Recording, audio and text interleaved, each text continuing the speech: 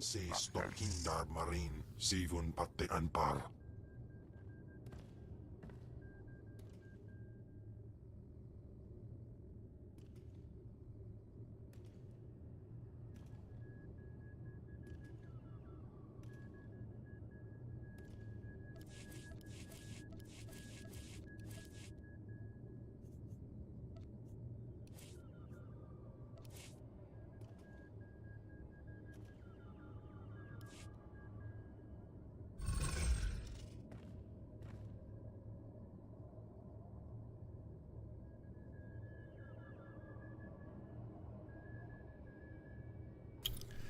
Good Saturday morning, SWTOR. Glad to have you with us for another Extra Life live stream, raising money for the Phoenix Children's Hospital, Children's Miracle Network.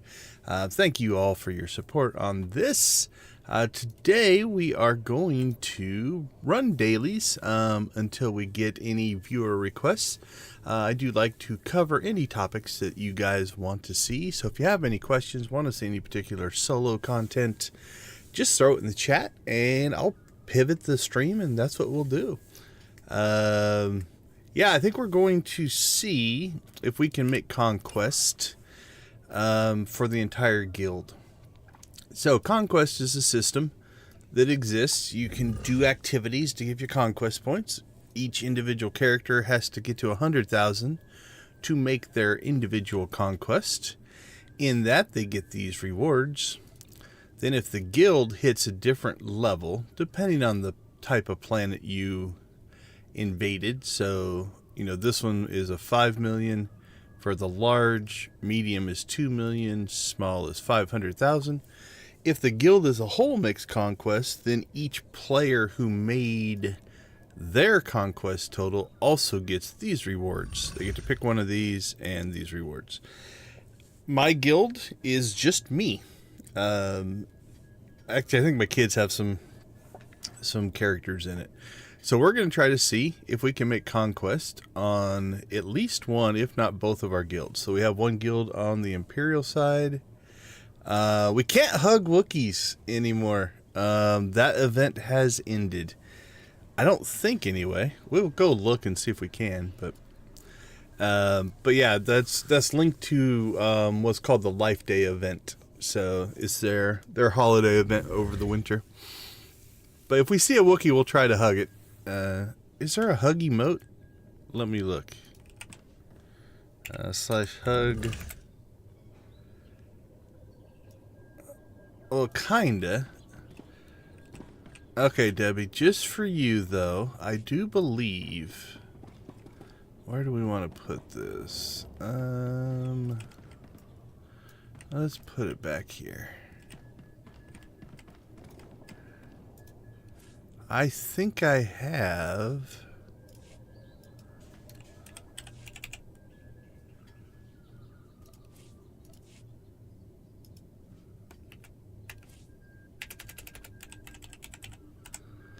It's called the Embracing Wookiee. Alright, we'll put that in. And let's see. It should give me the...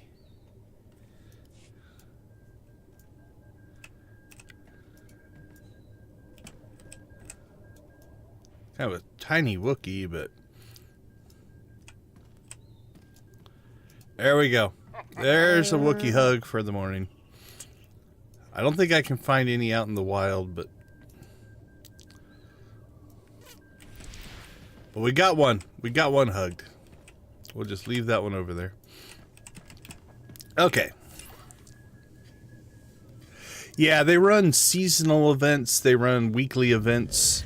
So they have a spring, summer, fall, and winter major event, and then they run smaller ones after that. So actually, it's kind of cool because the next one should be... Oh, what's the next major event here? There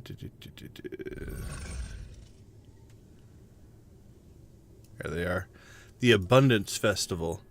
And last year was the first year they ran this, and we got all but one achievement because it was bugged. I did the things that needed to be done. So this spring we should be able to run this. In this one, you bake pies, you go fishing, you do some farming. So really the Abundance Festival should really appeal to my Stardew Valley contingent of viewers, because what do we need to do? That's baking pies.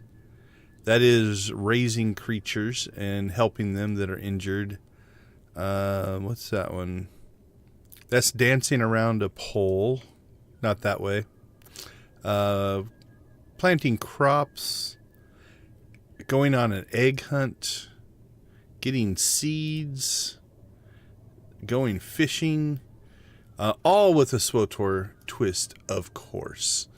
So we'll be doing that whenever it launches. I don't know for sure when that one's going to hit. Okay, I haven't really looked into what the individual conquest stuff will pop up. There's some normal things that always happen. So what we're going to do is we're going to go ahead and do one of our normal runs. I'm going to switch characters, though. I'm going to do this on a character that... These are pretty easy missions. So we're going to grab a character that doesn't... Well, I don't need to do some of the unlocked content on. Let's see. Actually, you know what? Let's do it on our tank. Lydia likes tanks. She's a tanky character. This is my full-on defensive character. Yeah, let's do it.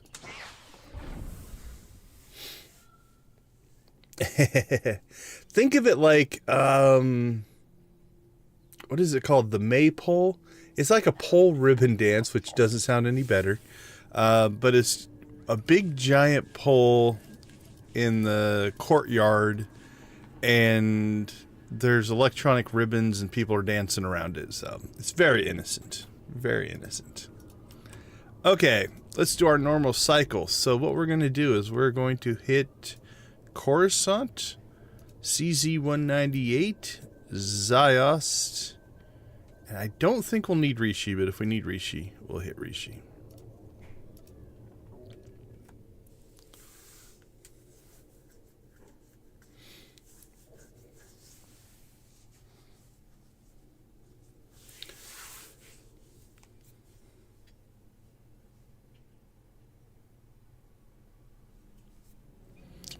Alright, so we need to get our companion.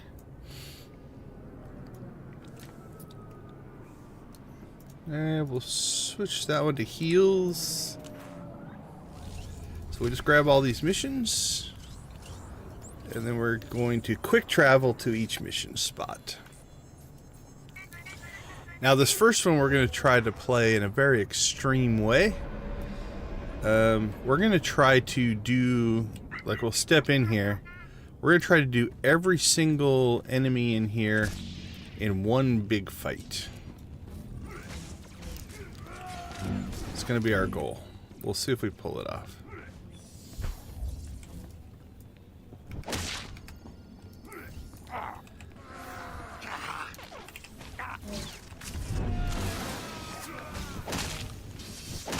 I might get myself killed doing this, but it'll be a fun challenge.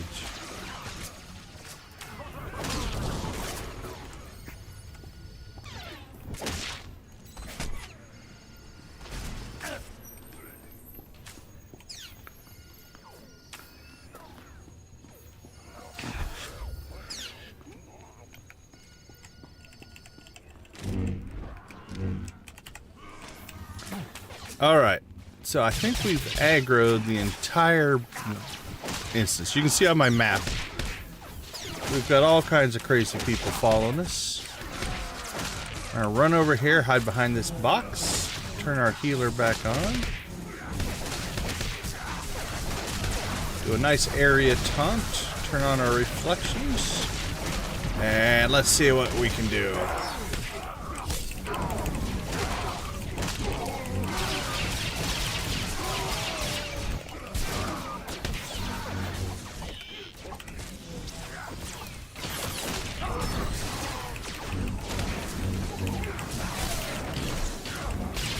Yeah, this is not the way it was designed.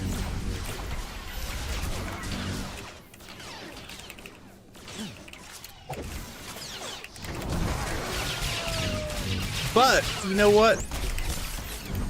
What's life without a few challenges? So you're supposed to go group by group, fight them all. Now, you can't do this with necessarily every character. Because I am a tank, I can absorb most of that damage relatively well. And pull this off.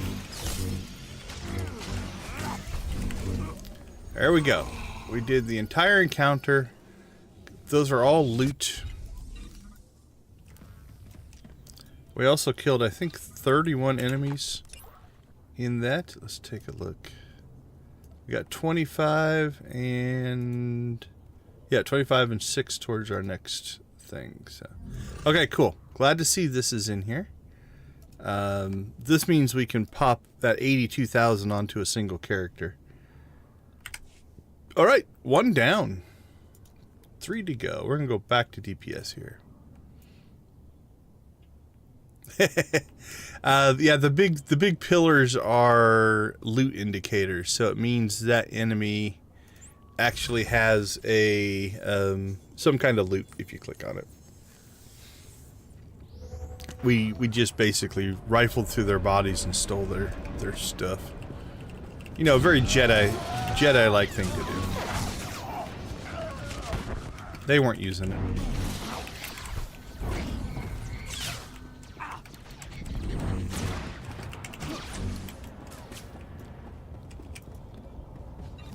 So yeah, those glowing laser looking things.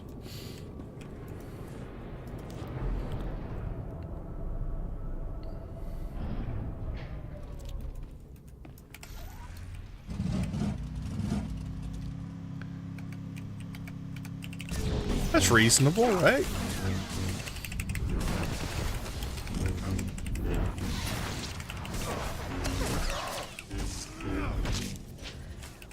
You know, the Jedi thing to go in and just slaughter 31 people because they did a bad thing.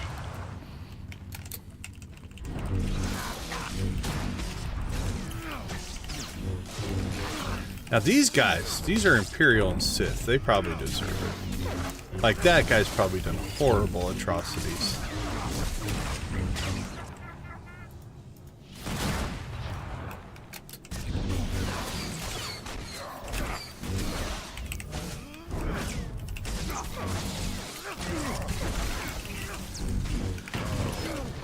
Alright, so yeah, so these pillars mean they have loot. The color means the quality or rarity of the loot. So that cyan bluish color there is basically the lowest level.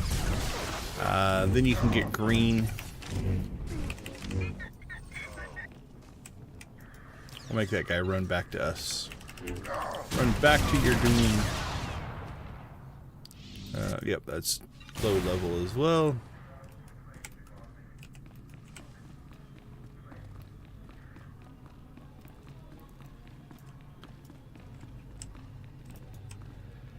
Alright, this guy should give hopefully a little bit better loot.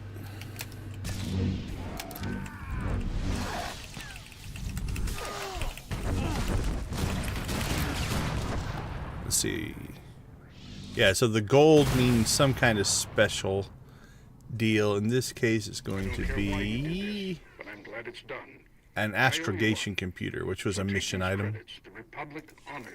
Alright, 2 down, 2 to go.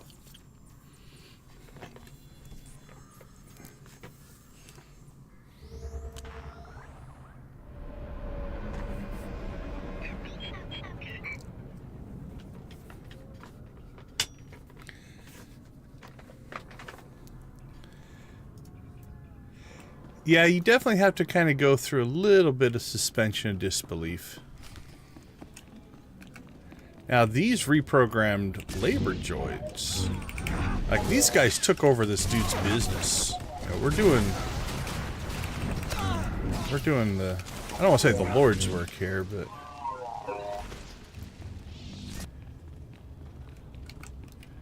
We are righting wrongs. Bringing justice to the wicked.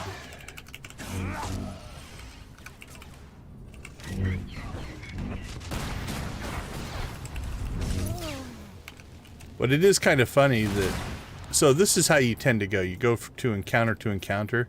These dudes in here just heard all of that, just stood there and waited. Huh, what was going on in that room? It doesn't concern me. Sounded like blaster fire and lightsabers, but who knows? Could have been anything.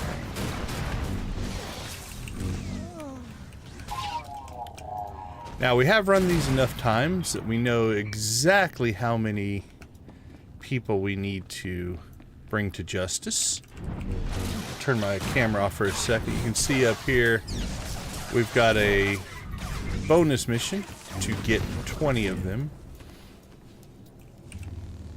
So if you go the right route, you're going to notice I'm leaving some of them at their posts. Because there's certain ones that kind of have to fight. Certain ones that... You know, so far we've kind of gone through the areas that you had to get through. This will put us at 17. And then we're going to go up and take the final bad guy.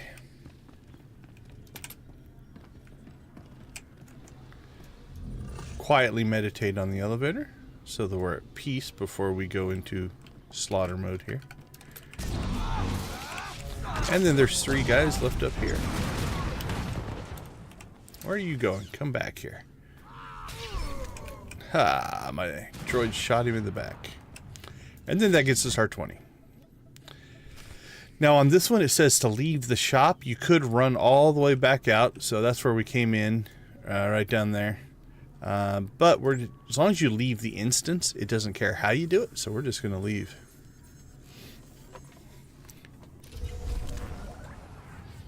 Fantastic.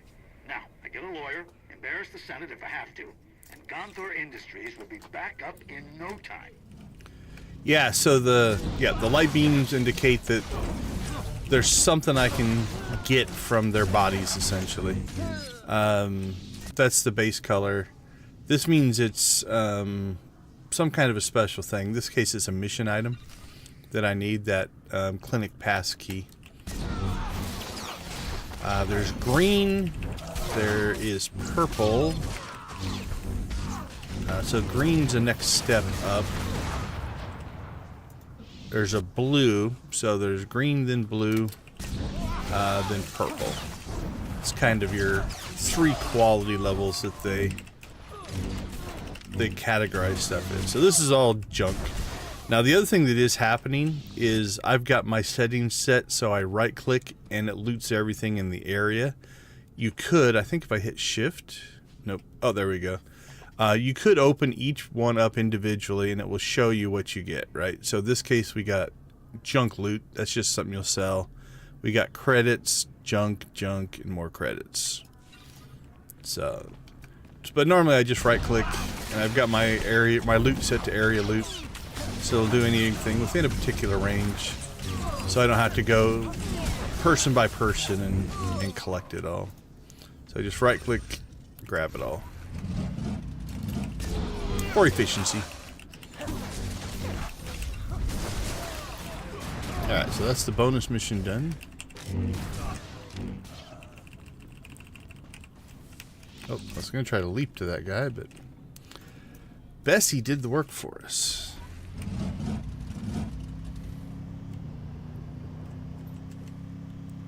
Alright, the rest of this is inside of an instance, which is a private space, so that each individual person gets their own copy of this part of the level. That way you're not competing for bosses or different things like that.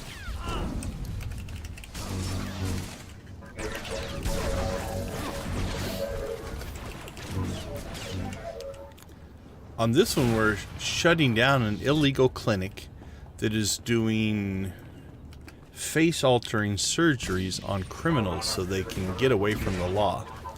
Again, bringing justice to the galaxy.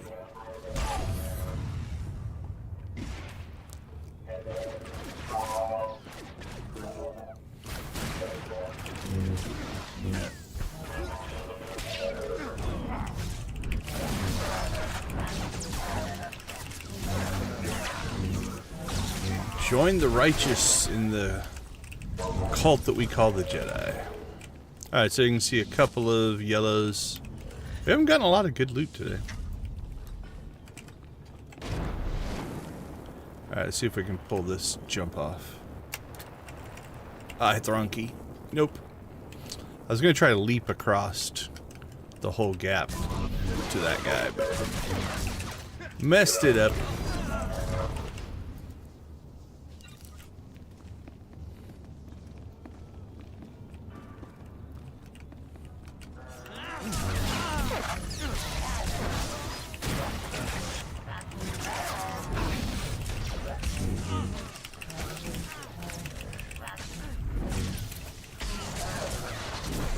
Alright, there we go. So there you can see there's a green loot there. So if I open up my inventory, we're going to see it was that. So these are your quality indicators for loot, right? They all have different colors depending on their general classifications.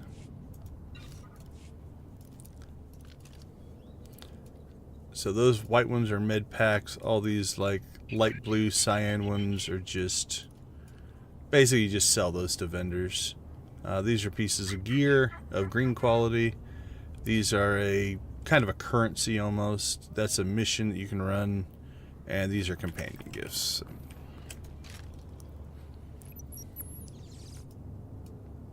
Thanks for this.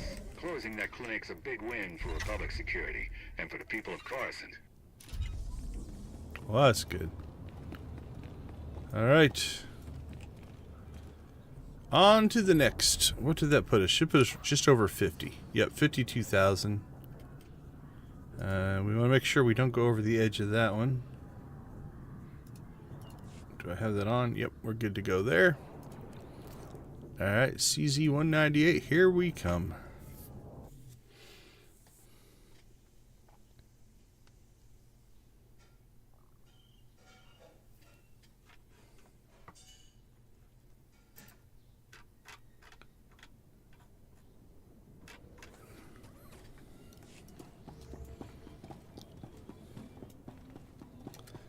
So, these are called dailies. They're dailies because you can essentially run them every day.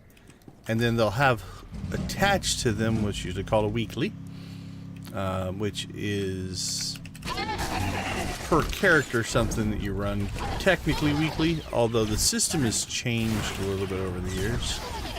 And I think now you can run each weekly twice a week, as opposed to one.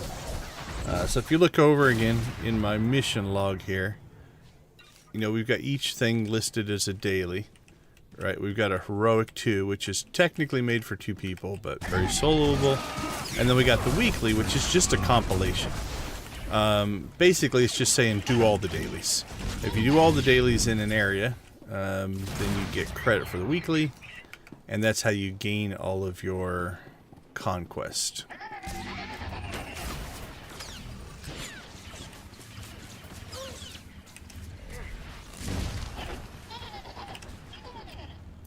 Oh, there's usually a slicing credit box back in that corner. It's not there. Alright, so we gotta get 6 of these, each of those kind of things. What I often do is I'll turn my companion loose on the fight while I go and do the things my companion can't do. So we're gonna destroy that. We're gonna sabotage these. There's a chance that they just get sabotaged. That one worked. There's a chance that it'll open up. We have to fight the droid on the inside. Destroy that. And head to the next. Turn my droid loose on fighting that guy. So we'll collect this thing if I can get to it. Alright, dude. In my way.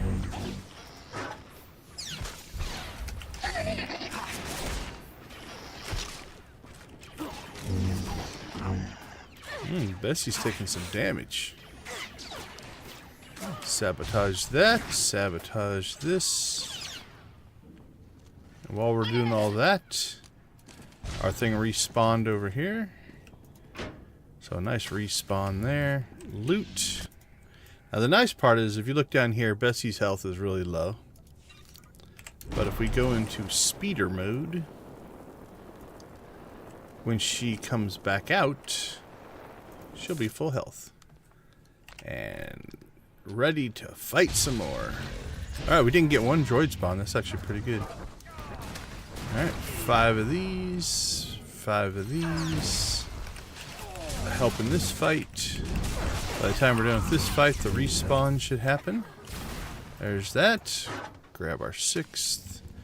And our 6th. Now, if you don't get enough of these in this area, the next area we're going to also has those in it. Come over here. Oh yeah, we're getting none of our resource gathering nodes. That's too bad. I like to jump to this guy here because that guy will jump to us. And then we can let our area attacks take care of anything that might be going on there. Alright, on to the next area. So we got 2 things we want to track now. We're tracking there's a mission here to defeat 35 people. There's also planetary defeat missions that give you just conquest. So they're not part of that mission system. They're just part of the conquest system. And the first level is to defeat 25 enemies. The second level is to defeat 50 enemies. There's blue loot. There we go. So 75 total. The first 25 give you, I don't know, 4,000 some conquest. The second 25 give you 8,000-ish conquest. I think the total between both of them is 12,500 conquest. So if you're going to do the fights anyway, and you're going to work through all these missions, you might as well pick that up. So this will be number 30. So if we go into our conquest journal here, we can see that defeat enemies 2 is now available. We already completed 1. So we're 5 of 50. We did 25, so we've done 30. So 25 of 25 on the first level, 5 of 30 on the second level, for our total of 30 so far. Now in CZ, now it's just any enemy on the planet. So it can be strong ones, weak ones, doesn't really matter. In CZ, we have to go down into the, what do they call it on this planet? Waste disposal area. And down there, there's like over 30 enemies. And that's in, again, what's called an instance. Which means it's only for us. So we know those are kind of guaranteed to be there. So what I want to do is if I look down here, I'm at 12 of 50. I want to get that number to at least 17. If you get it to 17, there's technically enough enemies down there for you to finish the mission. But 2 of them are part of the boss fight. And for some reason, I don't know, 15%, 10% of the time, they don't always register. So 19's a safer number if you don't want to risk it. If you risk it, most of the time it'll work. But on the instances it doesn't, you have to come back up here and like fight one more guy. So I usually push that number to 19 or 20. We're going to get it to 20 because we have this. This is the heroic right here. So it's the big champion monster. I mean, no size discrepancy there. Seems like a fair fight, right? Beating the crap out of his ankles. Take that. Oh. Ooh,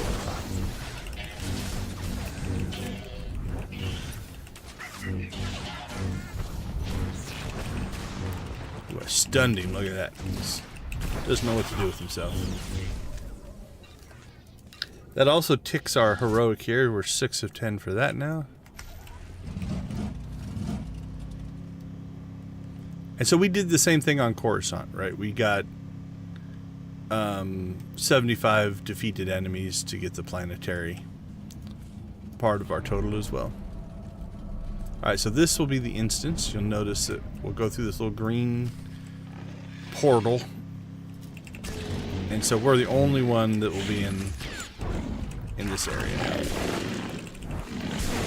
If somebody else is running the same mission, they get their own copy. The place we were just in, we all share. It's a shared area, but... Alright, so what I normally do is have my companion clean these guys up for me. I'll go take care of the clicking because the companion cannot do that. And about the time I get done with that, they're done with the fight. If you run this with other people, somebody else could be standing at this one, just waiting for it to turn on. Same thing, we'll go into our speeder. And then we are going to fight all the spawns in here because we do need them. So they'll all come to us. It's nice that they are melee characters. Alright, there's some green loot. So there you go. We got the second level of defeat enemies already done. So we don't have to rely on the boss fight. Now the boss fight's going to be this monster. I don't know exactly what it is. Some kind of thing. And then these two tentacles spawn. When you kill one of them, there's one over there as well. They both die, and you should get credit for that, but sometimes it seems like you don't. I don't know what the bug is that makes it so you don't always get that credit. But okay. Once that's done, we grab this. And then our daily's done, our weekly's done.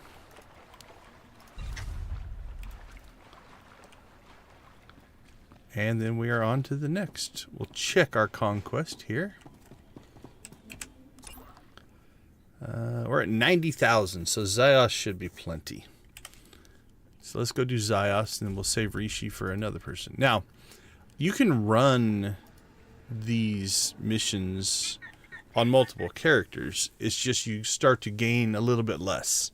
So, you know, again, if we go do Coruscant again, that 75 planetary defeat enemies thing is only available once per day across your whole account. So if I go grab another character and run it, I'm giving up that 12,500 conquest. Not a big deal. You still gain quite a bit doing the heroics because you get 5,000 per heroic, so we might do that with a second character though, because we're only going to need 4 heroics and we'll kick this 82,000 off. So we might just run Coruscant again on a different character. Zyos is interesting because there's very little combat on this. So it's a devastated world, as you can see. It's seen better days. Things are in pretty bad shape here. Alright, we need to collect the cores out of these probes. 90% of the time, you have to fight them. Every once in a while, you get what we just happened. Or we just pulled the core out, and we moved on. Most I've ever gotten that is 3 times. 3 out of the 4 I've been able to pull the core out. Alright, so you're going to get either this guy, which is the elite version, or there is a champion version that can spawn as well. So your 3 options are a free core, the elite version like this, or the champion version. And if you kill it fast enough, they don't run through their self-sabotage. Man, what do they call it? I can't remember what the move is called, but they basically go into a self-destruct mode. Oh, or 2 for 3. 2 freebies. Alright, now you're supposed to drive around the whole area and scan all these different locations. Again, because we've run this so many times, we know that if we stand right here, we can get 4 of the 5. And the 5th one's going to be right at the end of a mission path we have to do. So it's no real added time. We can't do that one. It's too far away. You'll notice that my binoculars won't lock in on it. But we can get this one.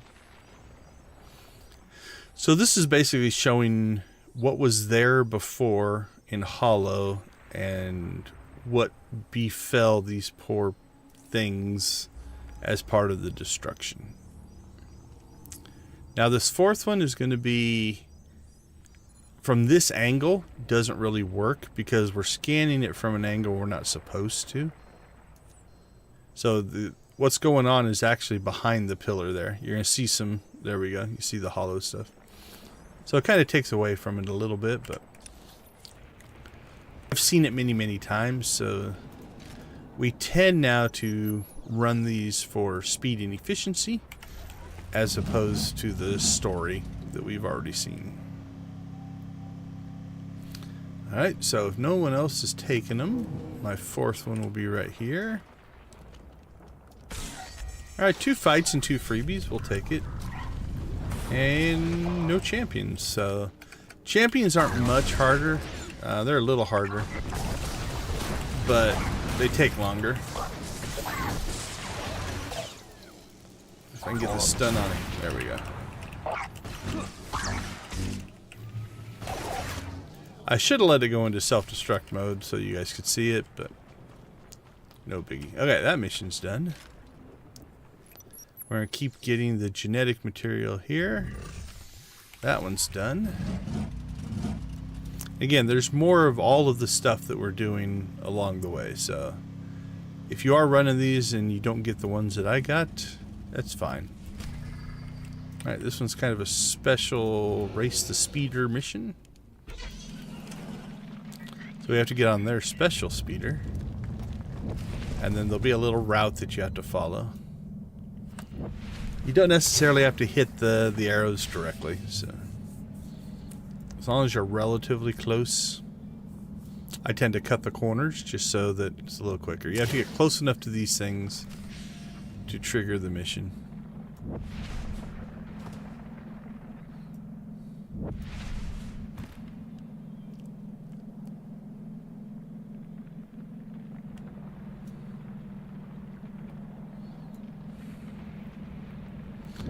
Whee! There is a special, I think it's hidden. It might be hidden. I can't remember if it's hidden or not, but there's an achievement for jumping over a rancor on this planet. If you've never gotten it. Again, we'll cut the corners. And then we're going to stop right here at the end. Our speeder will go flying off into the thing. And we'll fire back up our binoculars here. And there's the one that we couldn't get to because it was too far away. This one you'll actually see the kind of animation in the hollow records of what took place and the devastation of this planet.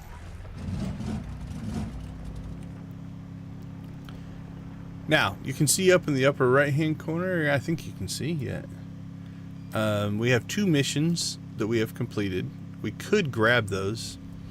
But again, in the spirit of efficiency, we'll do it when we have downtime in this mission. So we'll grab this mission here.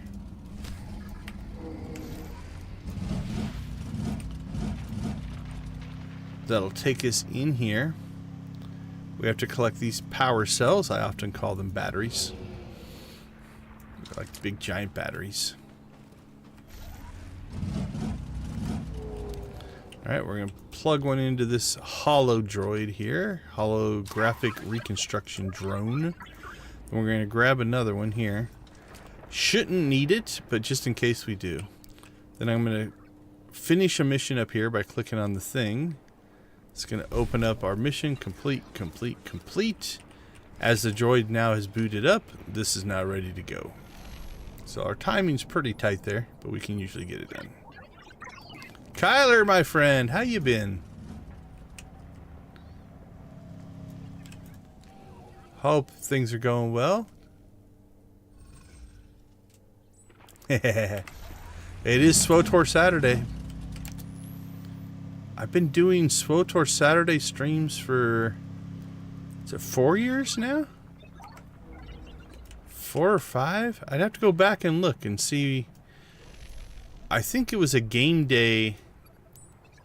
I just don't remember what year we did our first game day.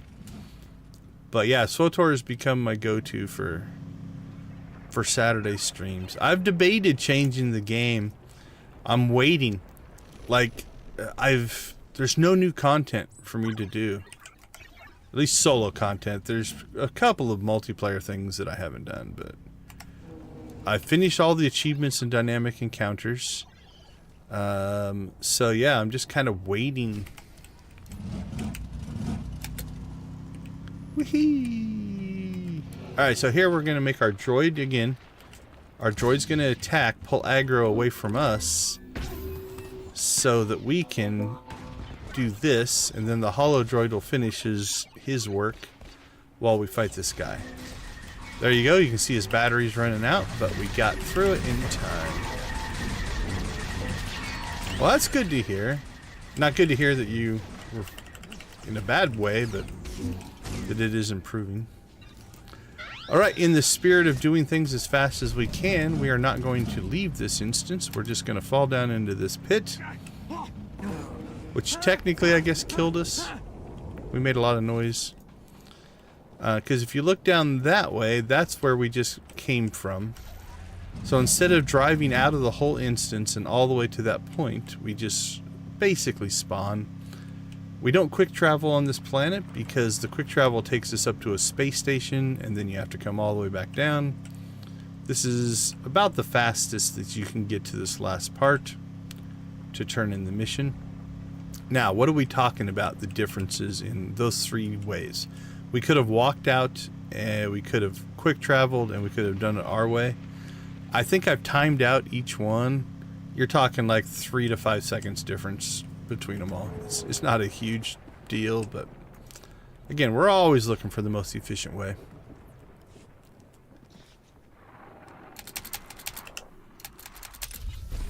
There we go. And we made conquest. So conquest is done on our first character. If we look, he's at 113,000. That number will go up. Let's go ahead and quick travel back. While we're doing that, let me pull up. Got one of my rewards in the mail this week. Let's see, Cam.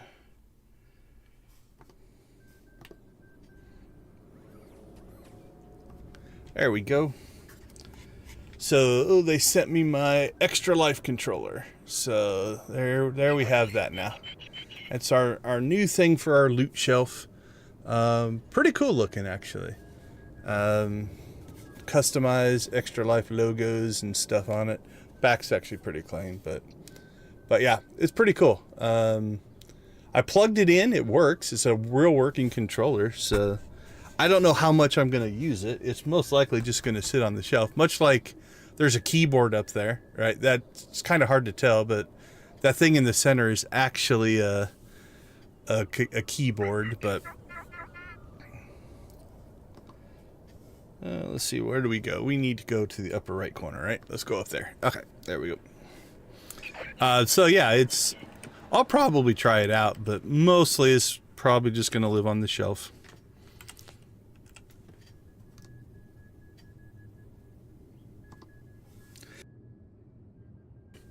But yeah, that came in the mail this week.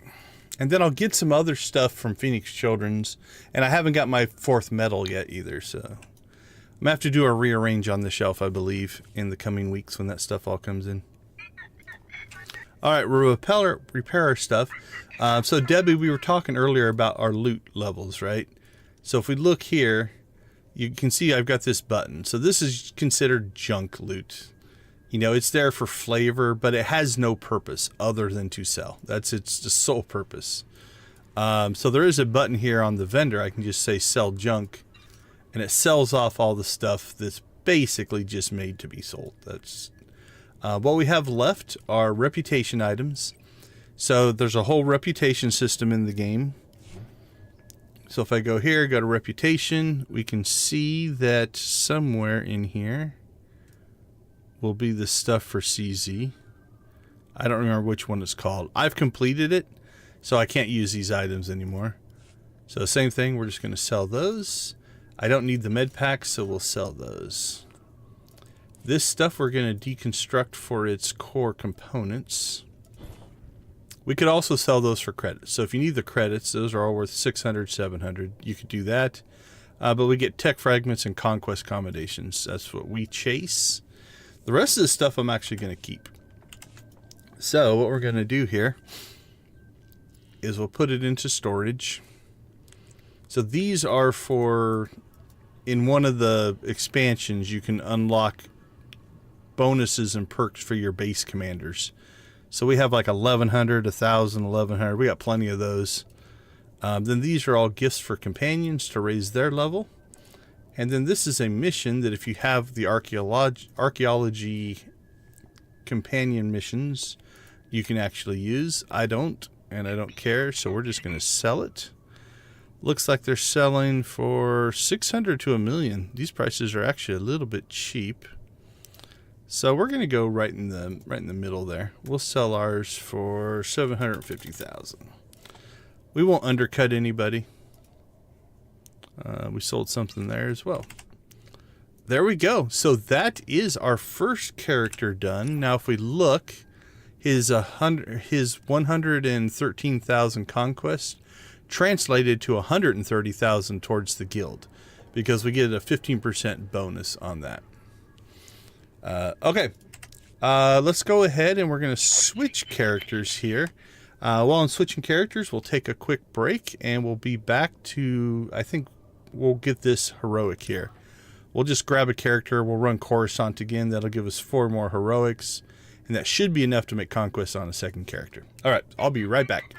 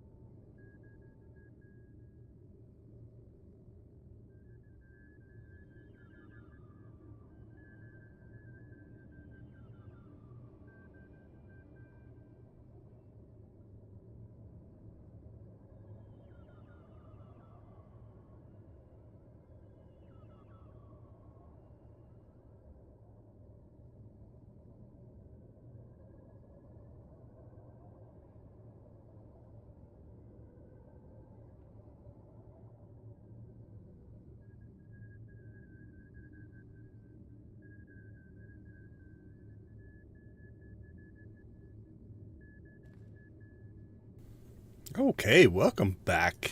So in the theme of sticking with our Jedis, he sold something as well. What did he sell? Scavenging mission. What's he have? Another scavenging mission. Alright. They've been running around $1 million. You can see the undercutting taking place, right? So you've got somebody put one up for 1,150,000, $1 million. Then 8 put up for 999,999. 1 put up for 999,998. 1 put up for 750. 2 put up for 740. We can list ours for whatever we want. These actually sell pretty decent. Evidently, I did 99999 at one point. Let's go back to the million. On the weekends, they tend to sell relatively well. Alright, we filled up a full stack of those. So I have one character that I just store all this stuff on. We got thousands of them. So we'll throw that in here. Okay, so what we're going to do here is we're just going to rerun the Coruscant missions because each of these is a heroic mission. So like CZ only had one that was heroic. These, every single one is heroic. Every single one is worth 5,000. So that's 20,000 just running the 4 missions. Then we should complete this conquest objective, which is to run 10 heroics, which is 82,000. So the combination of those two should give us conquest just running this one planet. Are you streaming today, Kyler? What about you guys, Debbie? Who's streaming today? Anybody streaming today? Let me know. I'll throw some links in. Okay, I'm going to do this one a little bit more traditionally, though, because this character is not a tank. And I also didn't bring my companion out, so we'll have to fix that here in a second. But if I tried to do this the way I did it on Palan, I would get myself killed. He just doesn't have the defenses to pull off that whole take the whole instance with us type of thing. So.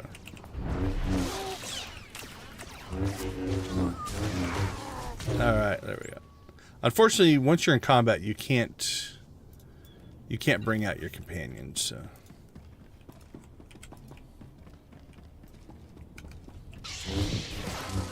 Yeah, take care of yourself first, obviously.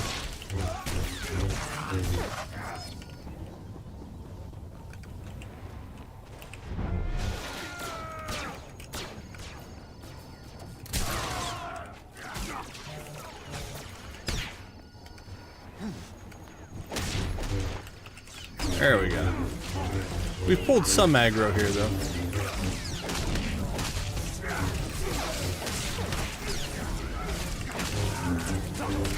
Now, outside of streaming, have you still been playing Guild Wars, or have you been just too busy to play, which I've had happen.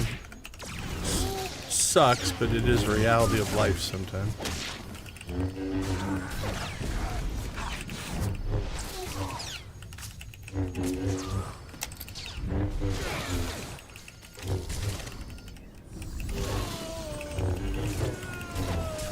I will say, as much as I love this game,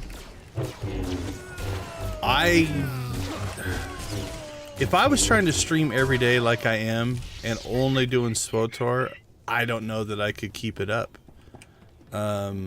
If I had never played this game before and was playing it for the first time, I think so. There's tons of content, and I could rerun stories and stuff, but I am definitely at a stage where I don't think I could keep playing the same content over and over. Now you, I think, have a little bit more to do in Guild Wars, but yeah, Stardew's been great because it's new. It's new content, which is exciting. Woo. Oh, my companion didn't come out. Oh, this is gonna be close.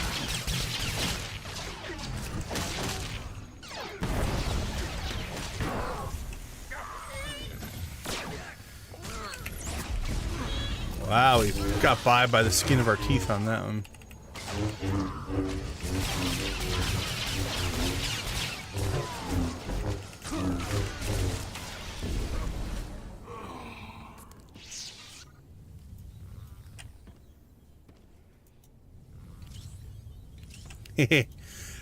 I, for whatever reason, seem to be having that effect on veteran players. Some of our other regulars, I lit the fire under them to actually start playing again because they were way ahead of me, and then all of a sudden I started catching up to them, and they couldn't let me pass them.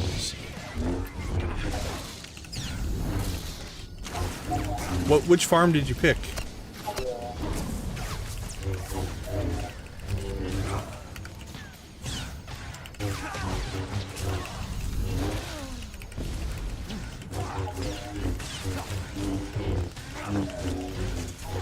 My Stardew play has now turned into, we're in kind of the money grind for perfection. is the stage we're at now. Although, strangely enough, even though we are at that stage, it's actually freed me up to do other things, because all the stuff I have planned for the money doesn't really take a whole lot of daily activity. So I can actually go do other things. So I've been reorganizing farms, considering doing a little bit of decorating. So it's actually been kind of cool. We're probably in what I would consider in-game now. For whatever that's worth in Stardew Valley.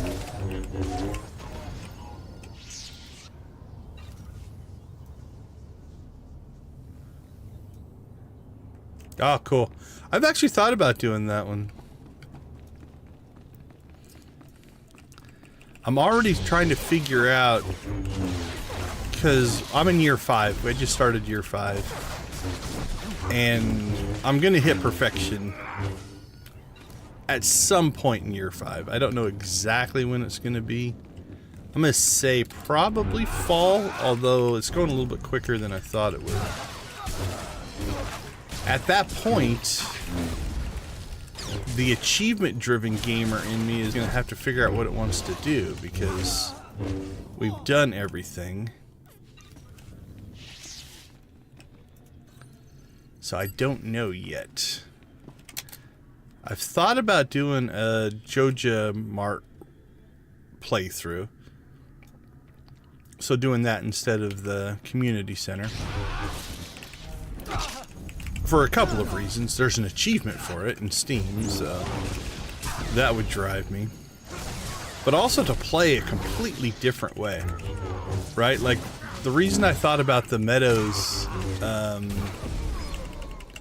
farm is I've thought about using the backstory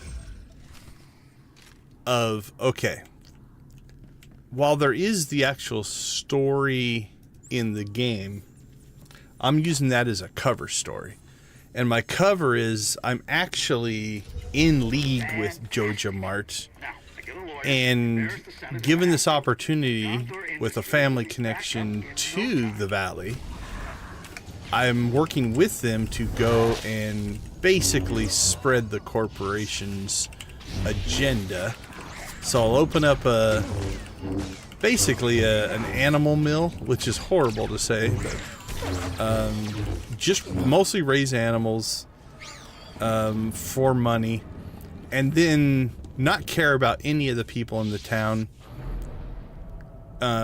Honestly, just try to take the meanest things, the meanest conversation paths and stuff like that. I don't know if I can get myself to do it. It's so not my nature that, but it would be a different view of the game. So that's option number 1. Option number 2 would be, it's time to hit the mod scene, right? I've heard there is a mod called Stardew Valley Expanded that is huge. And it adds whole new areas and all kinds of stuff. So I could do the Joja one off stream, just for the achievements. I haven't decided yet, though. I probably still have 20 days worth of streams, so almost a month left before we're going to hit the end of the current playthroughs. So I got some time to decide, but... And I might put up a poll, see what people want to see. Since I am a Stardew streamer now.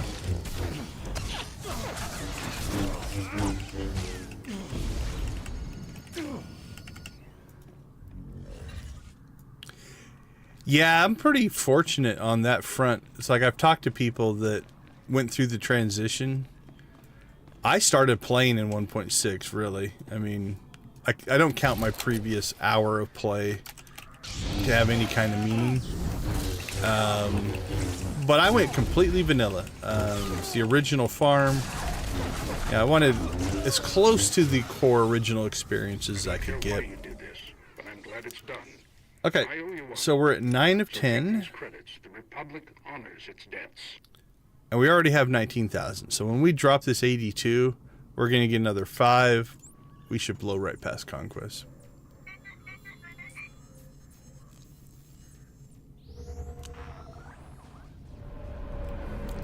Yeah, there's the big expansions, and the other thing I'm considering is once you've played through, especially if you immediately start back over, there's going to be so many things that you've unlocked, quality of life, speed, bonuses, traveling, that you're going to lose.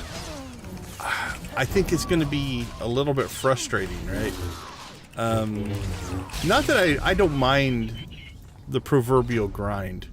I actually like that kind of gameplay. But in going to the mod scene then would be, you know, pick up some quality of life stuff that make a second playthrough a little less tedious, if that makes sense. Yeah. I don't know if I would do anything that, like the ones I'm looking at are things like, so there's one called Chests Anywhere, I think, or something like that, where basically it pops an interface up so that you have access to all of your chests and all of your storage. So you don't have to run around all over the place trying to find your stuff, right?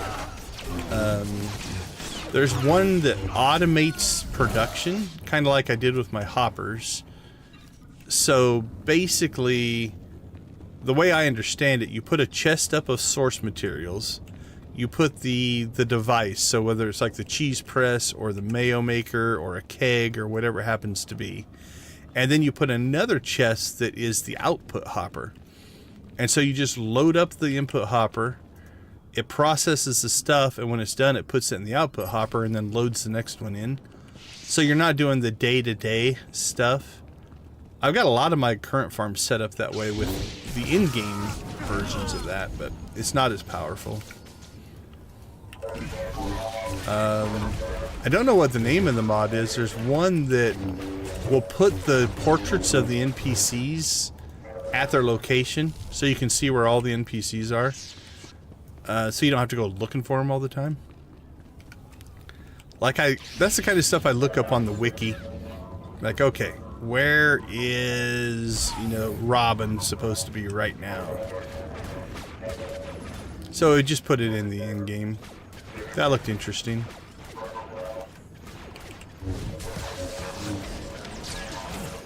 Trying to think of others that I've seen. Oh, there's one that changes the collision box on your horse so that instead of being 2 wide north-south, it's only 1 wide. Makes it easier to get around. I think I've got a list somewhere of the ones that looked interesting to me. Alright, let's see if we can not mess this jump up this time. Nope, messed it up. I missed.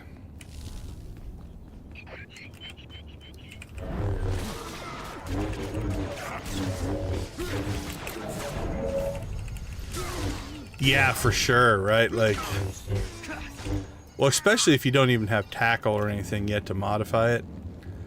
You know, I'm trying not to, I don't know where you are in watching my playthrough, but I even have an enchantment on my fishing rod now to make fishing easier. So.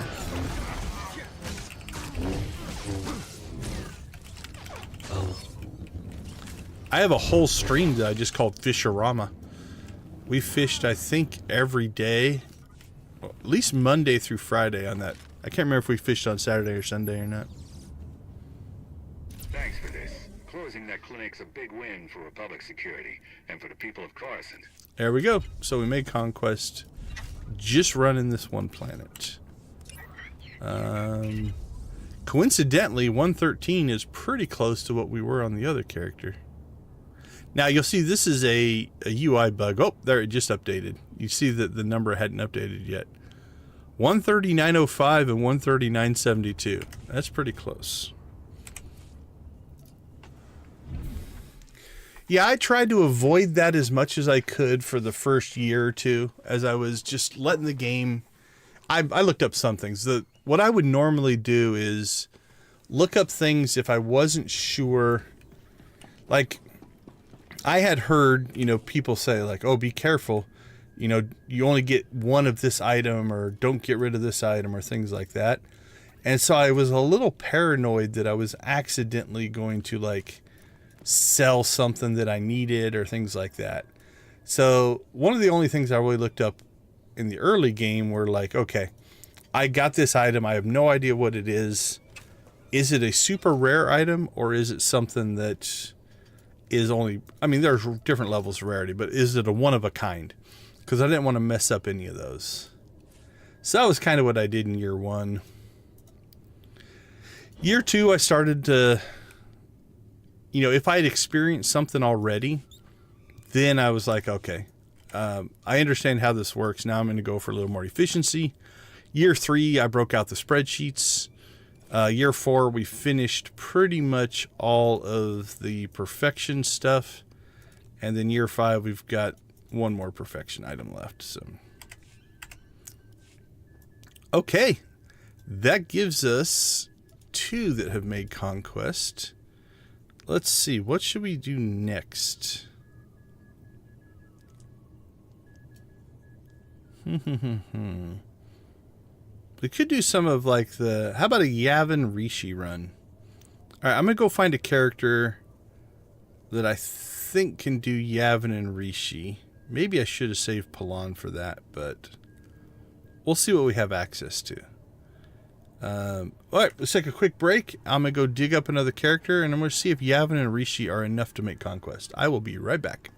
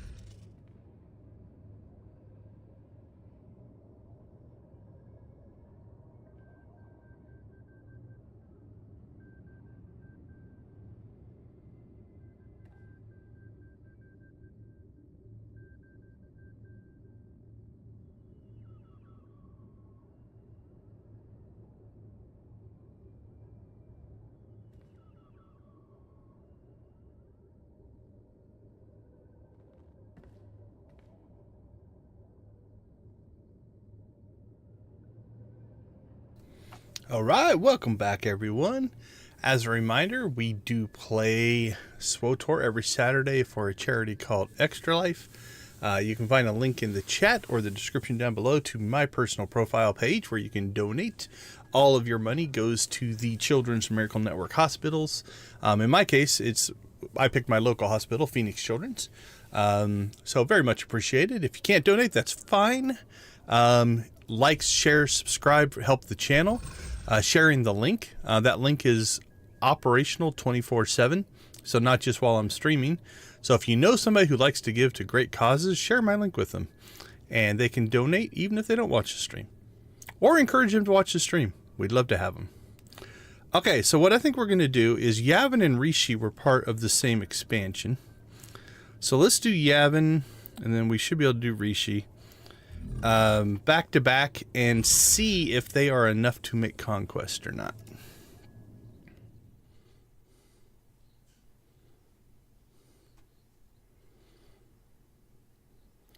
Yeah, obviously I've talked enough about it that, again, I know you're probably not caught up, but I've completed all of the collections, all the fishing, all the cooking. So I am through all of that, but definitely I like you, Captain. towards the end of that, like when I got down to the last 4, 5, 6 items, again, I put it all in a spreadsheet, but I went to the wiki and looked up, okay, where does this item mostly drop, right? So that way, if I'm going to go, let's say I'm going to go to the mines and do a mining run. Well, I'll go to the levels where the things I need are going to drop. You know, not just randomly pick a level. So I got to doing that kind of stuff just to maximize things. How does that differ from what we'll be getting up to? Okay, I think that's all of them. Here, let me finish patching you up. Alright, I like to go all the way to the west side and work my way east. I know other people that go east and work their way west.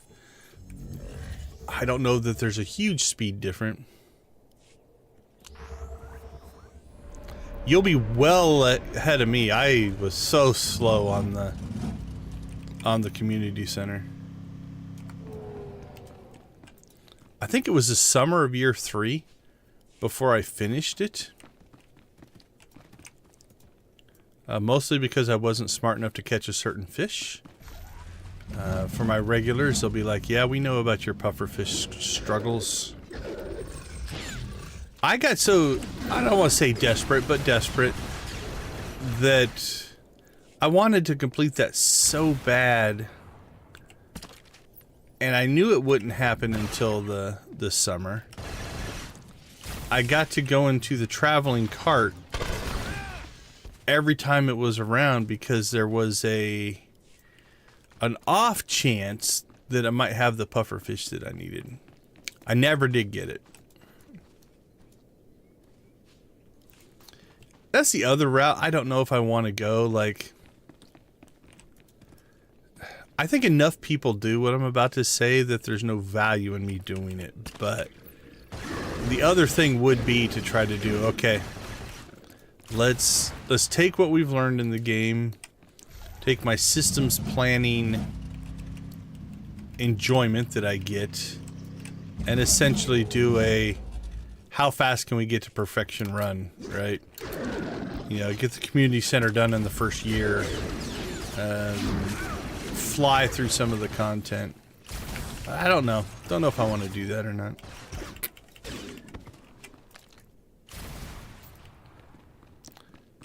There's value, not value, but I get that kind of play, but also that game is so just, I'm gonna say immersive, that like just taking a day to decorate your house is fun.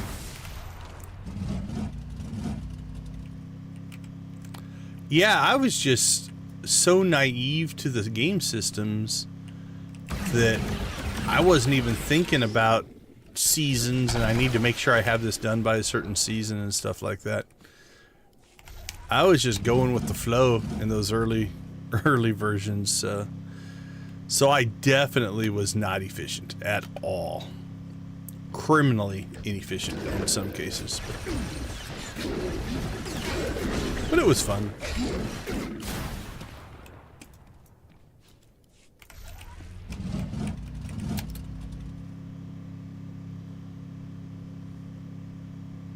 That's cool.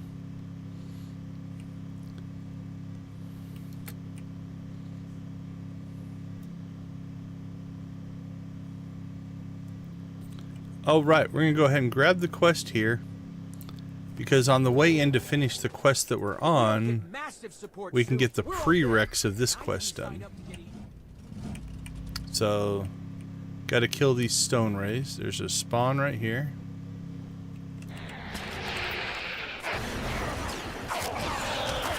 Now, there's always a chance that somebody else has done this. But right now, it appears... Nope, that's guild members. There's a few people on the planet here. Alright, we're going to send our companion over to fight that one. We're going to shoot that one. And then hopefully we'll drag all these guys into one big pile.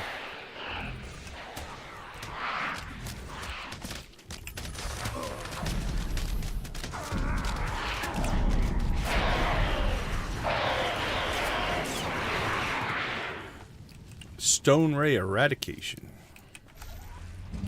Alright, so that met the prereq to that one. Now we have to lure out the boss, essentially. This is a different boss. Like I said, this is the boss we were on our way to do. We just did the Stone Rays because we had to go through most of those guys anyway, right?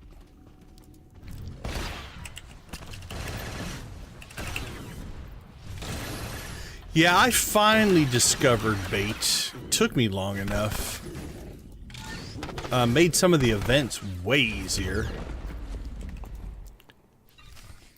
Squid Fest and the Trout Derby. Like, it literally sped them up to it took half to a quarter of the time to get done. It's pretty crazy. Alright, this spawn we're just going to skip. We'll let them chase us, but we'll leave those for the next person that comes in.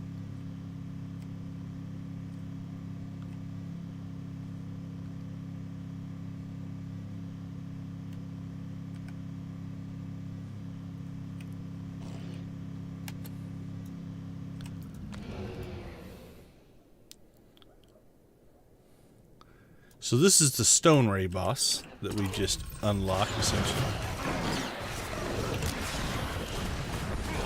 This one's good for a bonus mission.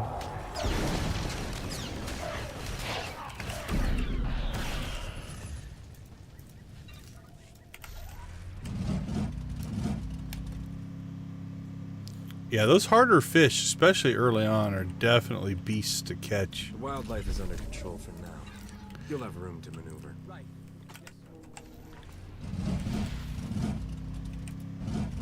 Now that I have tackle and all the levels, I don't know, man.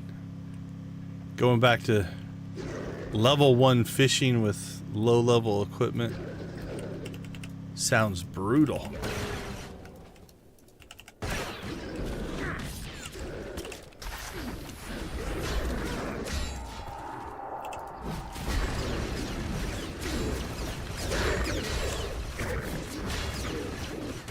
Ooh.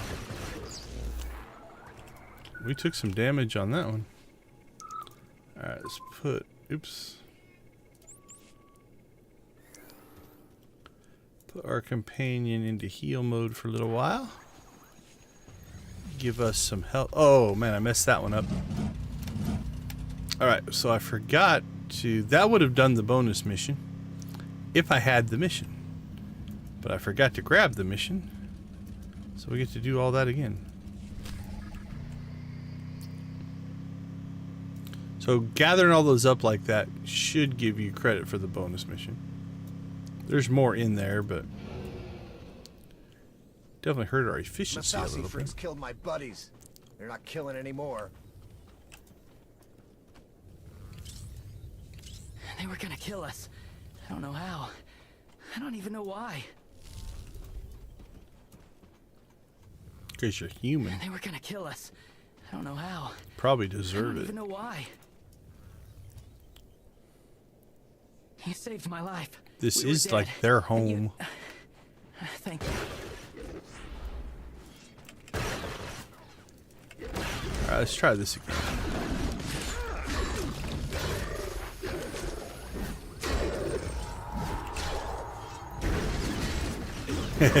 I can imagine. I don't miss those days.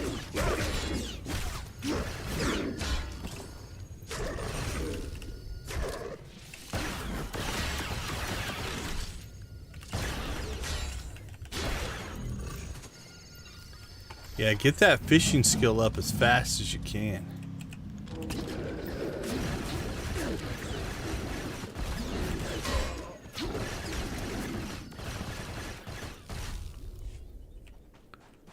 Ugh, we need one more. I hate when we come up one short.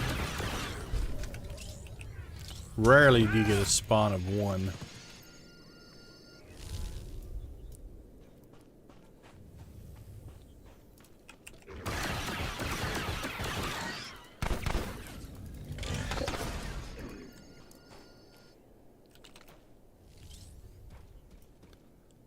Alright, yep, that finished the bonus mission.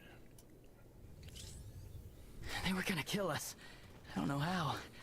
I don't even know why. I explained it to your buddies. Go ask them. Alright, so this is the groups that we killed when we first came in. We'll just run away from them.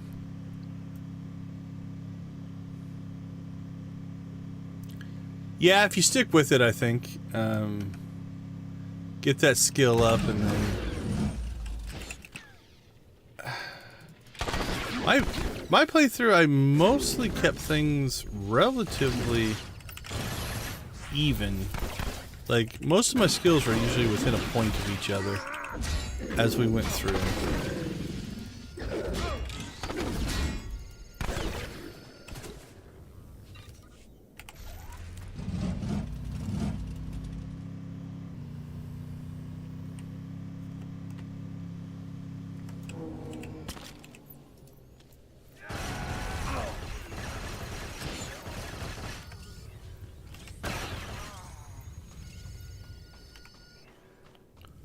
Oh, look at that guy, stunned on a rock. What are you gonna do?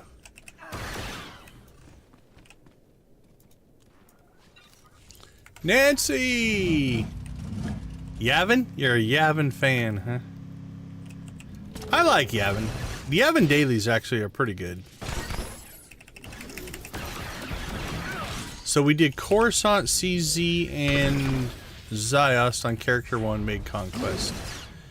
We did Coruscant again on Character 2, because that triggered do 10 Heroics and made Conquest. So now we're going to see if Yavin and Rishi are enough to give... Oh, somebody's been here. That spawn's gone. Let's see if it pops back up while we're fighting here. Anyway, we'll see if Yavin and Rishi, since they were part of the same expansion, are enough to make Conquest. Yeah, this one's not too bad.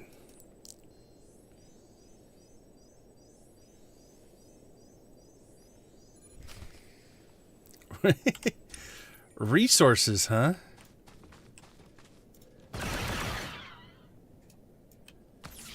That'd be the other thing that'd be hard, because the way I acquire resources now is so much easier than the early games.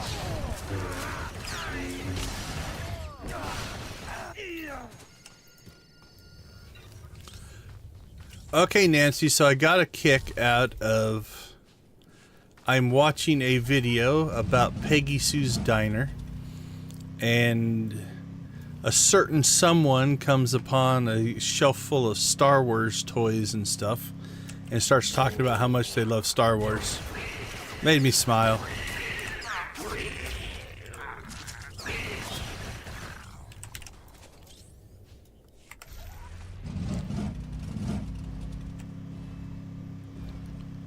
Yeah, I can't think of anything that I did early on that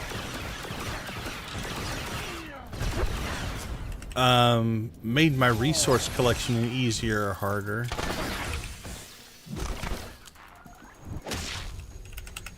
I think I'm gonna eat that one.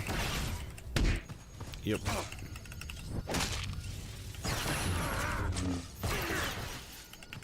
Oh, that's rough. Hopefully everybody you know is okay. It always hits a little harder when it happens to people, either an area or people that you know.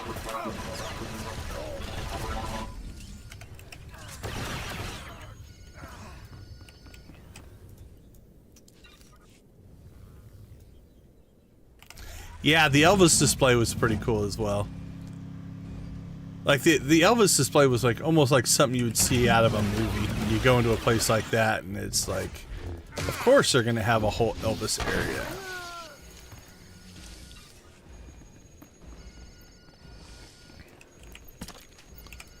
Although the sodas in that review did not fare well. Tastes like cough medicine is the quote I remember. Maybe not what you're looking for.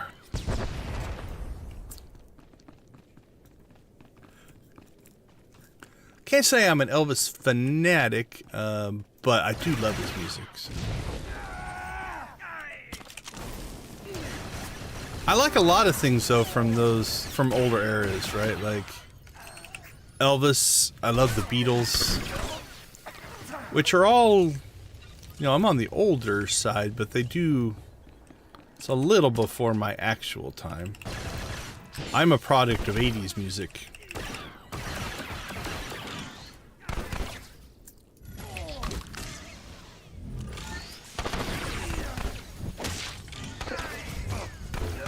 There we go. We got that one before he got his punch off. Yeah, it's pretty funny. He's a character for sure.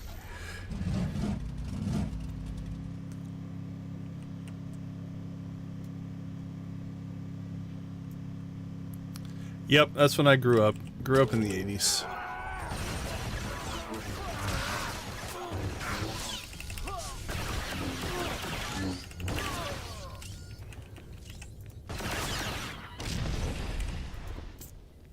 Oh, absolutely. It was entertaining. Alright, so we are products of the 80s. I debated whether I was going to say this, but I'm going to pass on. So when I'm listening to him do his reviews, again, love the entertainment factor of it. But his delivery style and phrasing reminded me of Rowdy Roddy Piper, the wrestler. So I don't know if that's on purpose, but it made me smile for sure. I found it very, very entertaining. Oh, he got his punch off. Right as we took him out. You guys on your way to... You were in Utah last, right? Are you on your way back to California? Or am I have everything mixed up?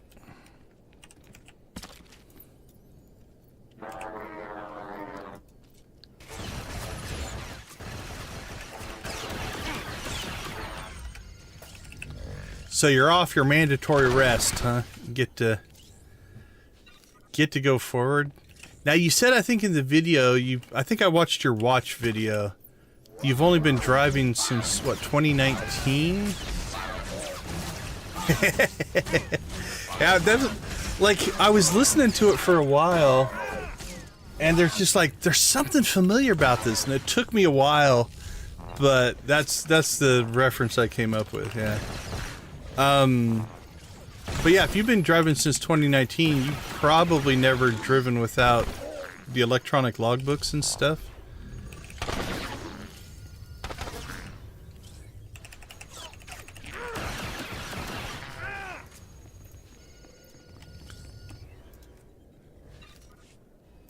Oh, okay. Cool. Okay, what do we still need? We need loyalists still? Loyalist, yeah, we need one more loyalist. But yeah, I think I watched the Peggy Sue one, the tribute to the dog, and the watch unboxing. I think I got through all of those.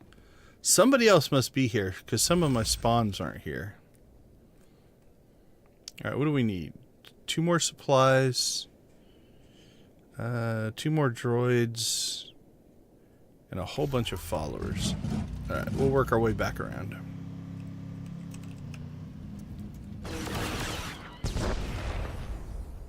Oh, okay, cool.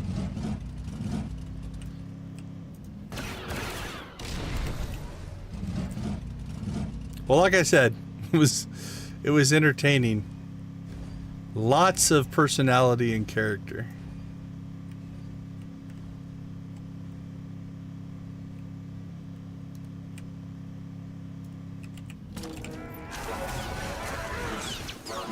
And some history, right? Like, I don't know if did he just know a bunch of stuff about Shirley Temple, or does he go and put together research and stuff before he makes the video? Because it was a nice mix, right? It's not just about the soda. It's like actually having the history parts in there brings it all together. It's kind of cool.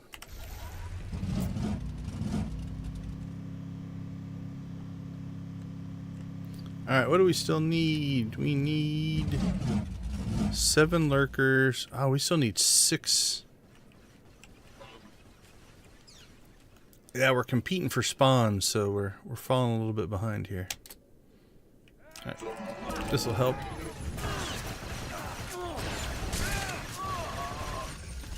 That's cool. Yeah, I think that makes a difference, right? Like, one of the things, I mean, there is so much content on YouTube that if you're just only going to do this is soda and I like it, okay, fine. And you can get that in a lot of places, though.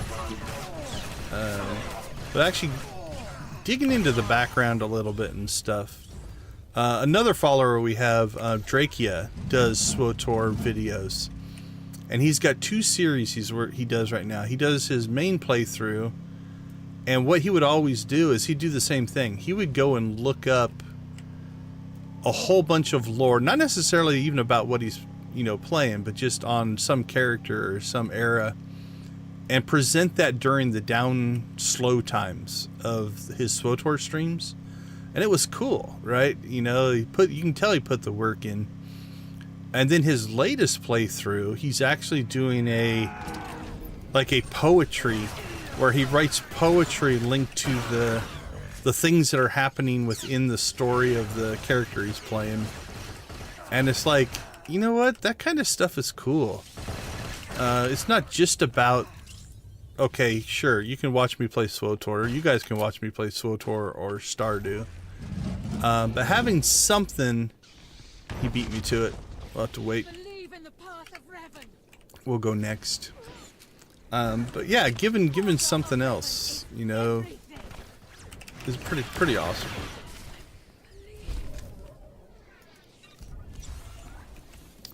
The funny part is I don't drink soda anymore. So it's like, if I was still entertained and I'll have zero desire to actually drink the soda, it's probably pretty good. I think they were here before us, so we'll let them go next.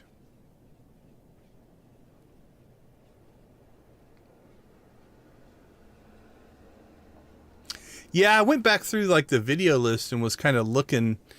It's interesting to kind of see him work his way through and find his niche there. Mine's no different. If you go back through my channel, I've been playing SWTOR for a lot of it. But there was definitely an era that I went through where I was just trying to do all game dev stuff. And I think there's value in that. Like, I'm not against it. And I still have like my term videos up and stuff like that. But it does split my audience a little bit. But it is one of those that I definitely moved away from, because it's what I do for a living. And so to just continue doing similar things to what I'm already doing for a living for my YouTube was like, okay, it's all right. And I like it. I do like what I do, but you still see the flavor. I get deep and stuck into talking about the mechanics of the game and stuff like that, so that all comes out.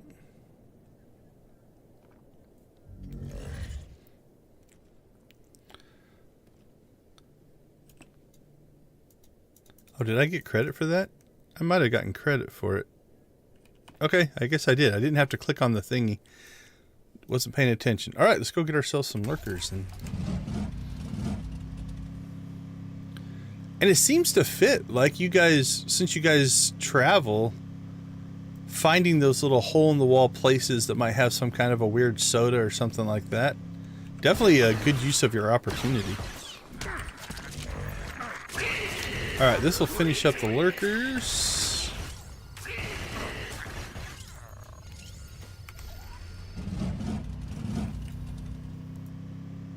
Oh, for sure.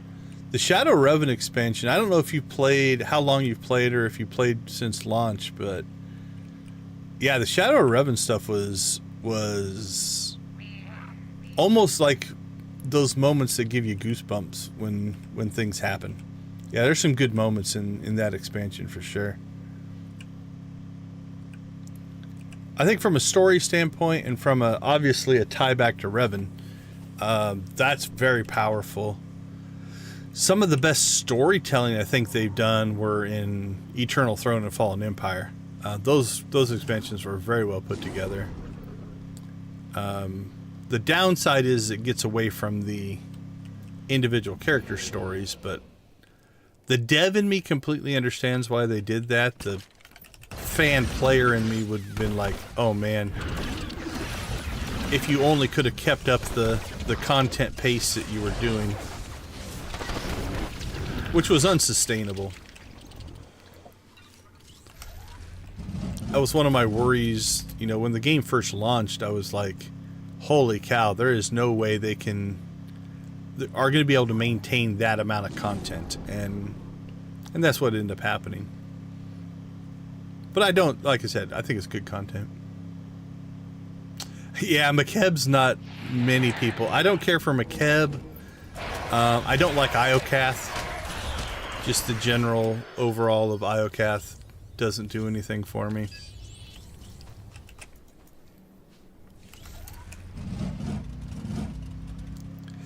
Yeah, okay, cool. You've been around then the whole time. I've enjoyed the current story arc. If I had to say in my perfect world type of thing, I wish they would have almost done it as two different stories, right? The Malgus stuff and the Hedda Cole Shay stuff as two completely different stories. I see where they're linking them together, which is fine, but I think they didn't need to do that. And the pace of release has been brutally slow.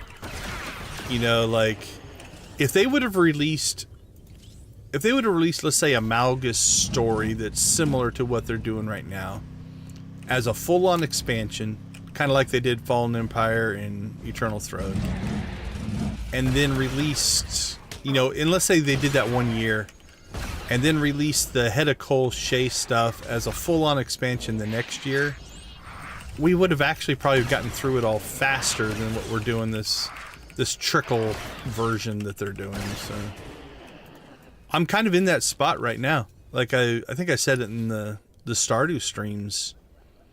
I'm actually at a point where in solo content, I've got nothing new. You know, there's some new lair bosses and group content, but I completed dynamic encounters. I got all the achievement done. I mean, I could still go do them, but like I'm kind of at the point where, like, I'm running dailies again. You know, it's like, oh yeah, we're on Yavin, Professor H. Welcome to the stream. But yeah, there's nothing new to do.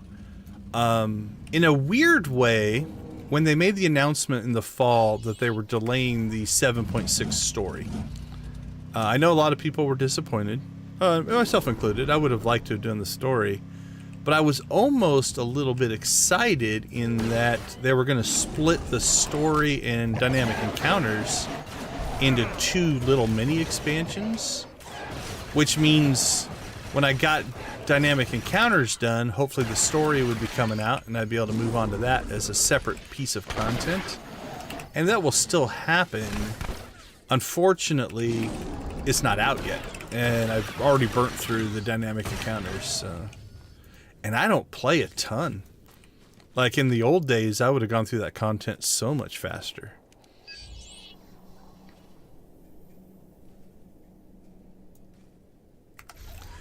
Yeah, it's... Love him or hate him, Malgus is pretty core to this story. And I bought the collector's edition, so I've got the Malgus statue on my shelf behind me. came with the collector's edition. Yeah, I'm not anti-Malgus by any means.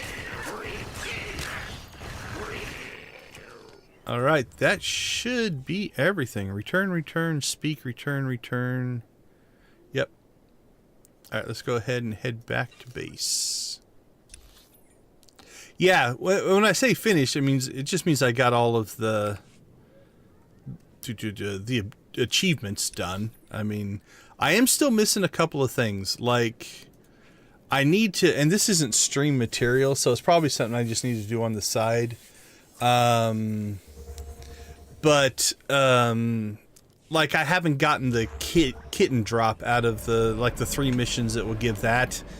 You know, little things like that. But yeah, as far as the events go, where do they have them? Yeah, 100%, 100%, 100%. So I've gotten everything done that they at least track as achievements. So the 2 things I could still do that are just both grindy things is I could still work on getting the kitty pet, and I don't have all the armor sets yet. We're right. The Revenites So, rely too heavily on their commanders for direction. you know, if I, instead of doing dailies, if I just did that to grind that kind of stuff out to get the gear. Your scouts were captured by Masasi. I used to do more of that kind of stuff than I do This is now. the Imperial Guard's training data. It should help. I just don't know how exciting it would be to watch in a stream. But I guess it's probably just as exciting as watching me play any other dynamic encounter. But. Thank you. Alright, Yavin should have got us quite a bit. 53,000. Not too bad. And let's make sure we got the... Yeah, we got that done. Alright, let's head to Rishi.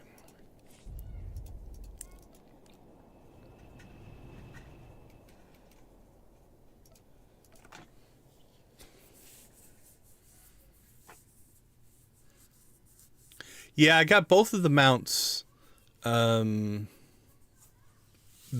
come with the whatever the achievements. Unless there's another mount that I'm not remembering.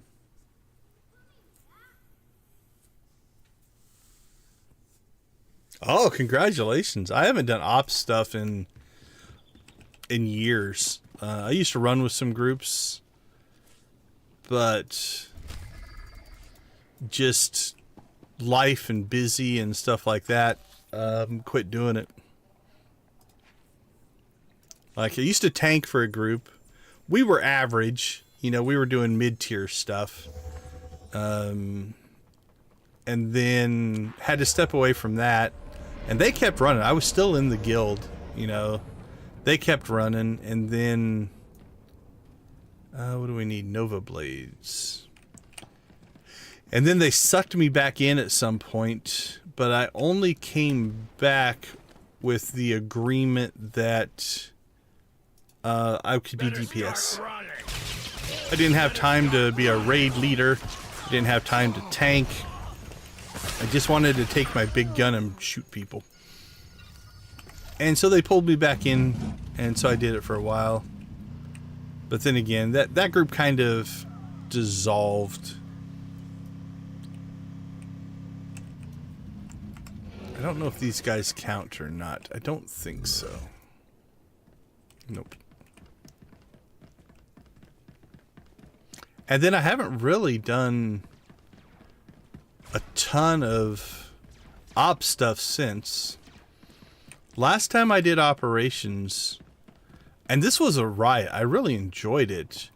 I knew a couple of people who were friends of mine in game that were involved in some role play groups.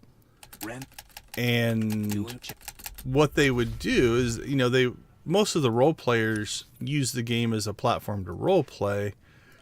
They were okay players at best as far as the game mechanics, but it's not what they were into, which meant they never saw a lot of the operations content because no one really wanted to bring them along because they weren't the best players in the world.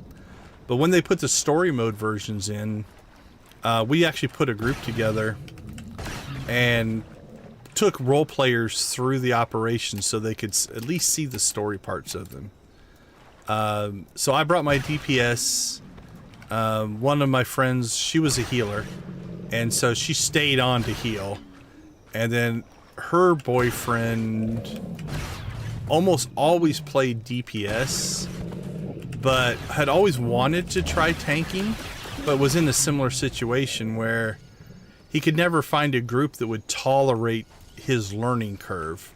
So we let him tank, and because I had tanked all the operations, I could walk him through and talk him through it. I could carry most of the DPS because I was playing my main, and she could heal everything. And so we took groups through, and we just did the different operations in story mode with players who had never experienced it before.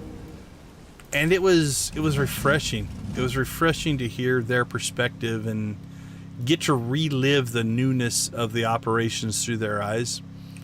That's the last time I played operations. I haven't done anything since.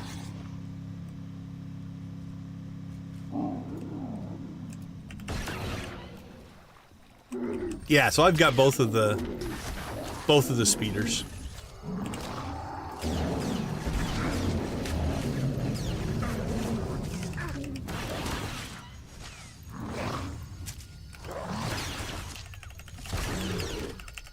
Man, I haven't done EV in so long. Like I said, I haven't done any of them in years.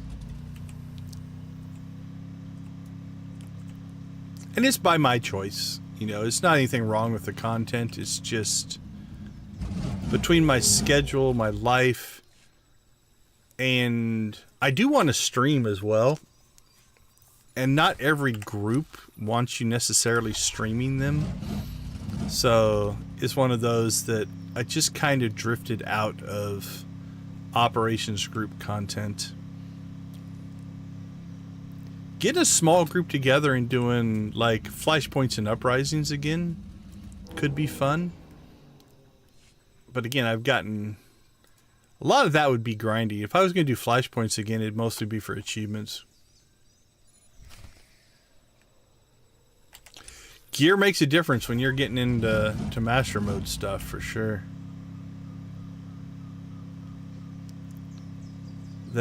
Sometimes the tolerances of success to failure are pretty tight at that level. And so having the bonuses and the gear gives you that, you know, let's even say it's a 1% gain. That can make a huge difference over the time that you're doing some of those. Yeah, I just don't know if I'm willing to get back into that part of, like, we'll just call it the progression group culture, right? Like, it is mad respect for people that do it. I just don't know that I have the time or the dedication to do it anymore.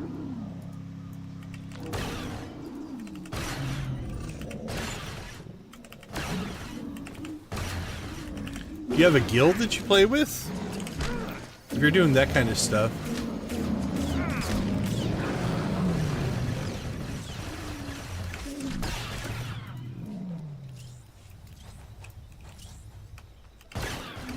Alright, so I usually kill all these shore crabs because they're one shot and they count towards the defeated enemies on the planet. So they're easy.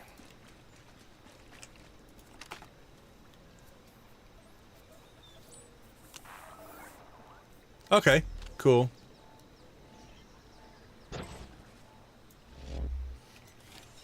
Yeah, I'm in two guilds, 4 guilds, you know, because they've got mirrors on both sides. 99%, almost all my characters, all but 2 of my characters are just in my guild. It's just me and my kids. There's no other people in it. So it just exists because it exists. Weirdly enough, I have fully unlocked ships on both the guilds. Both guilds are level 64, so they unlocked all the perks and stuff, and I'm far less active in the other guild than I used to be. They're a great group. Can't see target. We'll take that. Wow. Okay. We'll turn our companion loose on it. See if she can figure it out. Nope. It's a little bug. But the other guilds I'm in are some of the biggest on the server. So it's great to have a group that can complete just about anything if you want to run with them. So I try to make conquest on those every week to contribute. You know, I don't want to just be I don't do anything for the guild. So I make conquest on those, and then like I think I've already made conquest on one. I think I'm working halfway through the second one.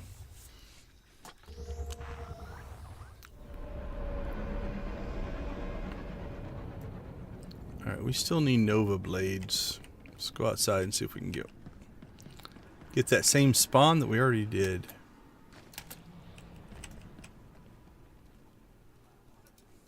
Let's see what you're made of. My youngest son and I actually did a number of streams where we did an imp side, but we went through all of the master mode flashpoints and we two-manned them all. So it's just him, I, and our two companions, and we were able to get by all but one. There was one boss that just, the mechanics were just rough. We might have eventually been able to get it. We just finally just moved on.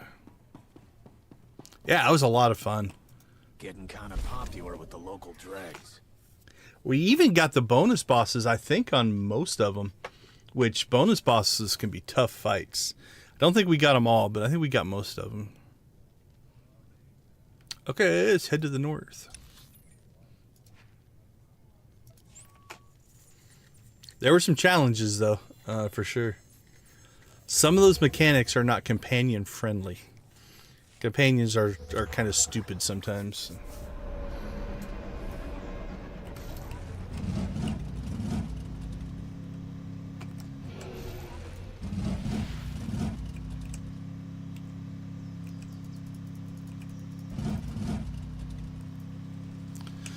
Oh, somebody's been through here already as well. We're competing for spawns. Slow us down a little bit.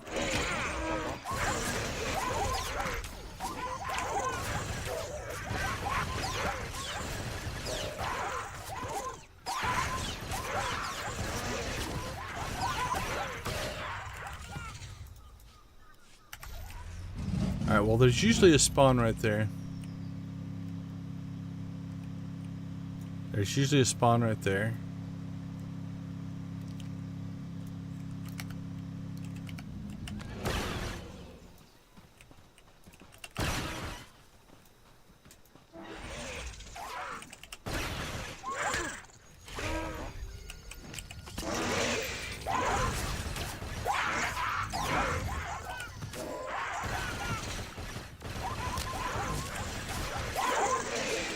Yeah, it's fun to evolve your characters, right?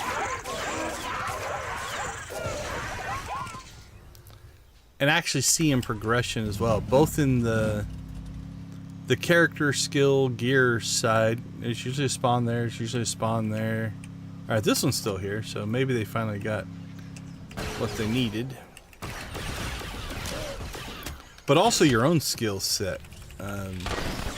Like, I know that my current skills in this game are average. I don't PvP anymore. I don't do hard content, so I've gotten a little lazy and sloppy. You know, my rotations aren't as tight as they could be, and you know, I just play differently now. Like I messed that up. But it's fine because the level of content I'm playing, I am doing just fine.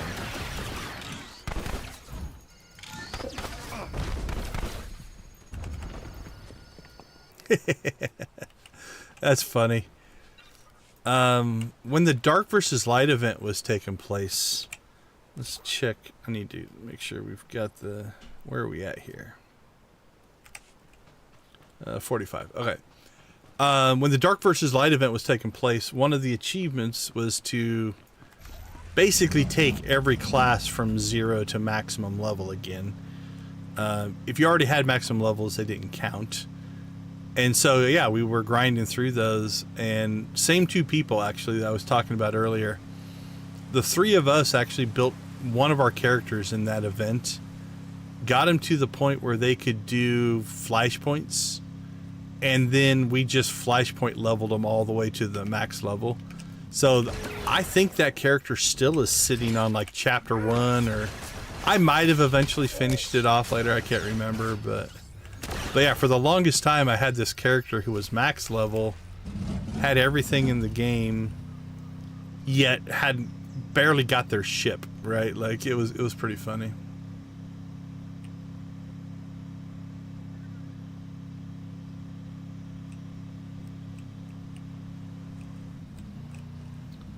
Alright, if you want to do yours, I'll let you do yours, but if you're not going to click on it, I'm going to do it. Looks like they're traveling. I'm going to say, yep, they're probably just finished it.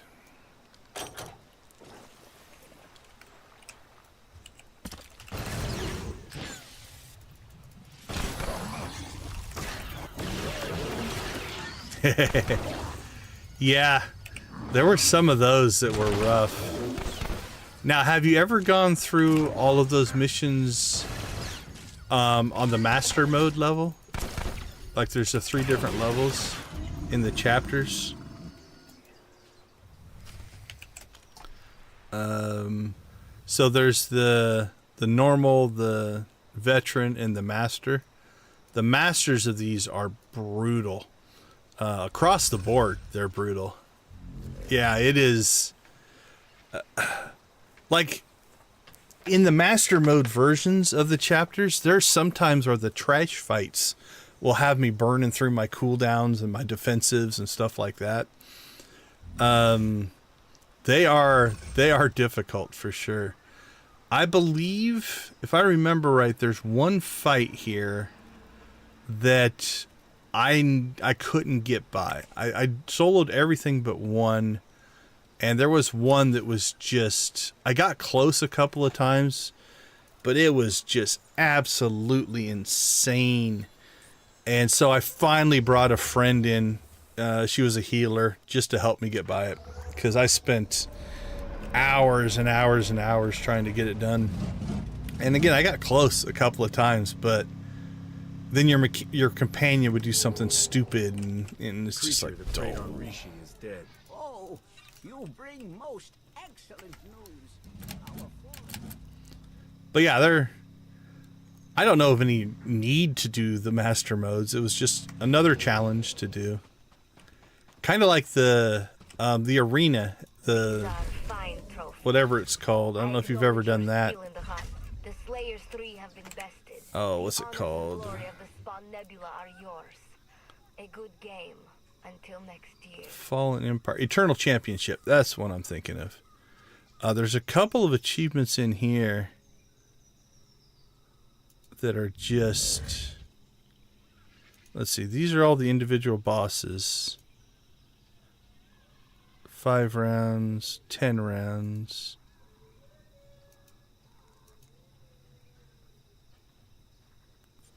Okay, doing without dying's not horrible. That one was brutal.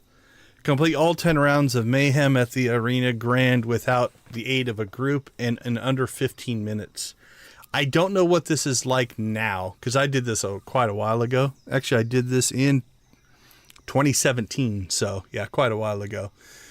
I don't know what it's like now, but this was one where I had tried it over and over and over again, and I had notes and spreadsheets and my best time in each section and stand here at this time. And if you added my best run for each boss together, I had done it in under 15, but I just hadn't done it. And then one day I was working on it, and I was kind of done. I think my oldest came in, and he was asking me about it, and I'm like, well, here, I'll show you what it's about.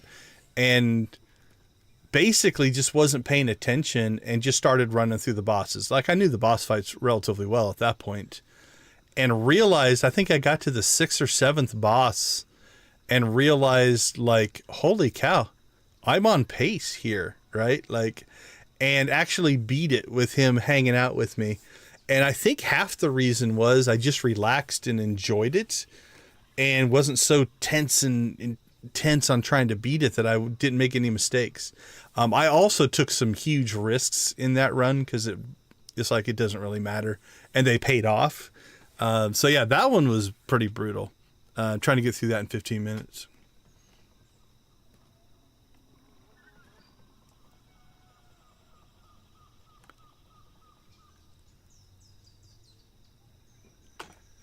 Yeah, vets aren't horrible on the chapters, but they definitely crank up the difficulty. And also, obviously, it also depends on your class, right? Like some of these things, Kyler might remember. It's probably been almost a year ago now. I was working on Runic. Let's see, locations. There we go. Runic. And there is companions, heroics.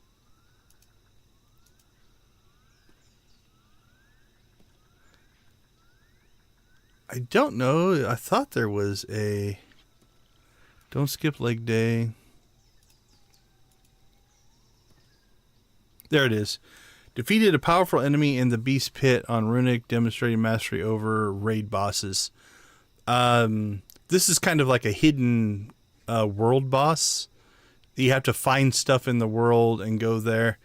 And obviously it's a world boss. You're not supposed to solo it. And so I tried to solo it a number of times on Zaximus and continued to fail. I got brutalized. It wasn't even close. And then I think I tried it 3 or 4 times. And so I switched over to my Juggernaut on the imp side, who was a tank, and was able to do it on that. So yeah, the character type that you play makes a huge difference.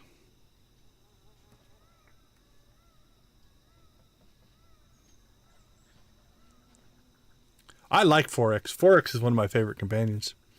Okay, we are just short here. We need 4,000. Is there anything easy? We could just go do... Alright, who are we on? This will actually be pretty quick. Let's go to... Ord Mantell. So there's no missions on Ord Mantell we can do, but they still have the planetary defeat enemies that we can do. And so we're just going to do a quick cycle through that. That'll give us 12,000. We'll be fine. Could I do without? I've never liked Skadge. He just bugs me. I don't know what it is about him. I like some of the ones that some people don't. Like Kaleo. I like Kaleo. Let's see, but to do without... On the Trooper, Yoon is like, eh. You know, I don't have a problem with him. It's just like, he's there. Actually, funny you brought up Pierce. Pierce is one of those that's just like, eh. Whatever. Oh, there's another one that's kind of like Pierce that I don't remember what it is.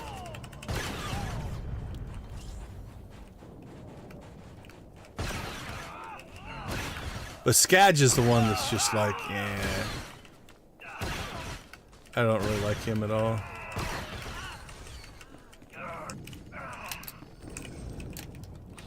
At least that's the first one that comes to mind.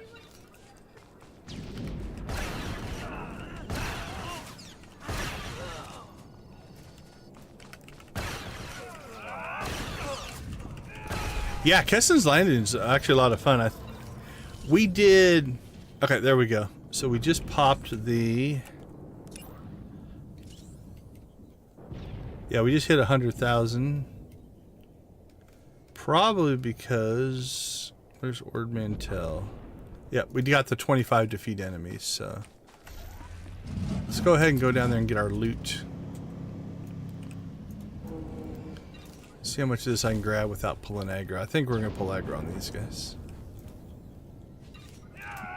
Yep. Yeah, they also fall probably in that category of meh, take it or leave it. Definitely not on my S tier list for sure.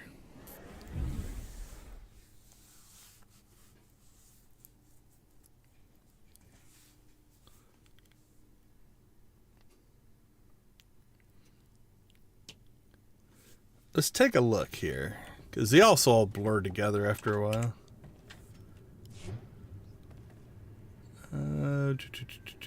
Where are the companions? There we go. Cleo, Vector. Take him or leave him. Temple didn't really stand out to me. Scorpio, I like Scorpio. Blizz, I love Blizz. Blizz is cool. Galt, I've never had the fondest feelings for. Like, I do catch myself, if I'm going to run people on missions, I give him the lowest level missions because I want him to level up the slowest. Skadge, I don't care for. Kaizen, again, another meh, whatever. It's a companion, I don't care. Don't really care. Yeah, actually most of these, I think I ran with Kaizen almost through the entire playthrough on my consular. T7's pretty cool. Doc. Kira's take her or leave her. Rusk is like, eh. I do like Scourge. I love Chem. Char is okay. And Dronkus, I like him. He's alright. Talus, yeah, they're all okay. Vet's cool. Brunmark kind of is another one. Just like, eh, whatever. Jasa. Pierce, mid on Pierce. Akavia finally grew on me in the later game. When I first got her, I was like, didn't really care. Gus is fun. Eric's okay. M1 I love. Tano, yeah, Tano's kind of meh. Don't really care. Galt's a character. And again, he also, I think, was, to me, better in the expansion stuff when he came back, as opposed to the first time.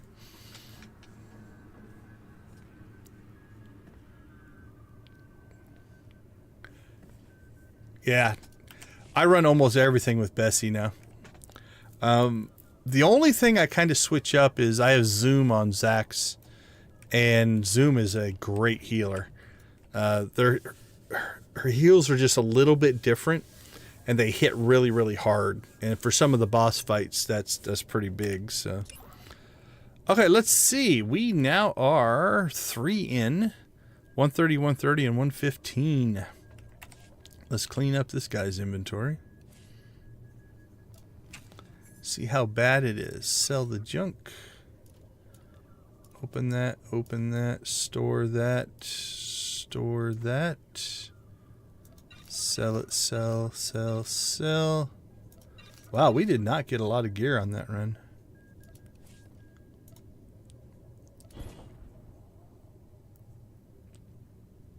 I like Treek. Yeah, Treek is cool.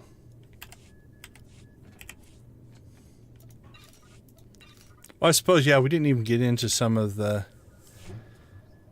And now I haven't unlocked a lot of the purchasable companions. I just never bothered. Amity's okay. Obviously, I haven't done a ton with that one. I do like the HKs. The HKs are good. Treek is really cool. Nico's alright. I don't care for Altour. Phalanx is cool. Fen is also meh.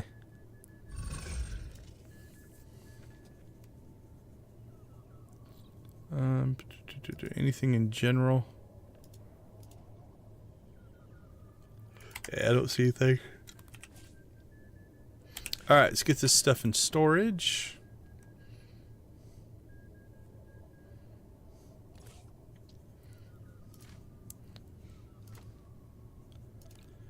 All right, well, let's see. You mentioned, didn't you mention Kessen's Landing? All right, let's do a Kessen's Landing run. I'm up for Kessen's Landing. Yeah, I get that. All right, I'm gonna take 2 minutes, change characters, and we'll do a Kessen's Landing daily run. That sounds fun. I'll be right back.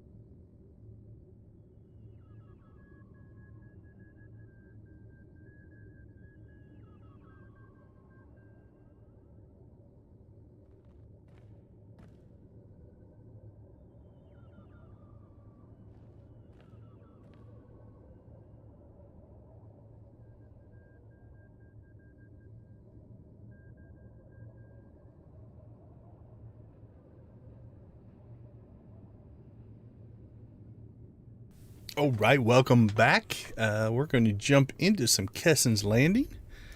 Viewer request. So we do have heroics. We've got dailies. We've got a world boss. A lot going on Kessen's Landing.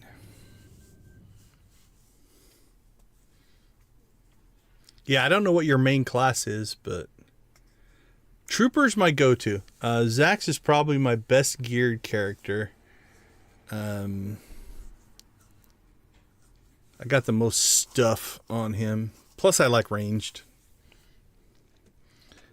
So if you're grinding through 344 gear, you're probably just ahead of me. I've got some 344 pieces on him, and I'm collecting them. The purple ricotta stuff. Just to have. Like, I've got the belt, the generator, and the assault cannon. Now, his gear is sitting at 340, and I got 340 purples in the enhancements from Hide and Zeke. I got the 344 earpiece, the 344 relics, the 340 implants, and then I've got the what were at one time good augments. They're not the latest and greatest anymore. But again, I'm running solo content on him. So what I've been doing is, as I cap out my Operation Catalyst doing other stuff, I've just been buying and upgrading gear. So I've got 344, 344. So I'll build out a 344 set.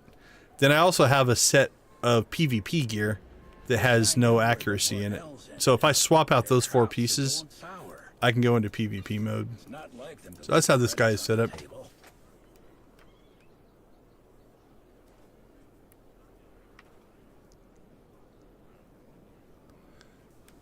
Oh, okay. No worries. All right, let's go ahead and grab. Wish I knew where the Vornells ended up. Grab all the missions here. We'll also grab our shield. Not that I hardly ever use it, but it's nice to have.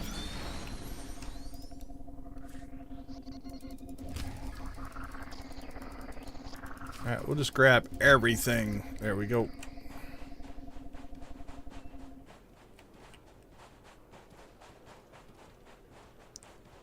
Yeah, you're making good progress. That's a very, very respectable set of gear.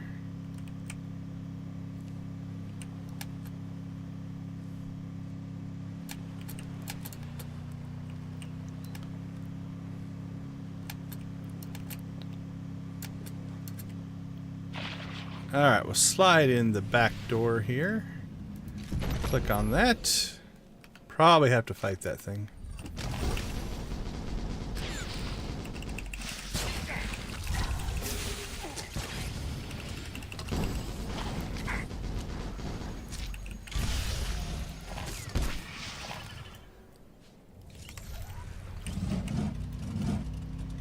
And we're off.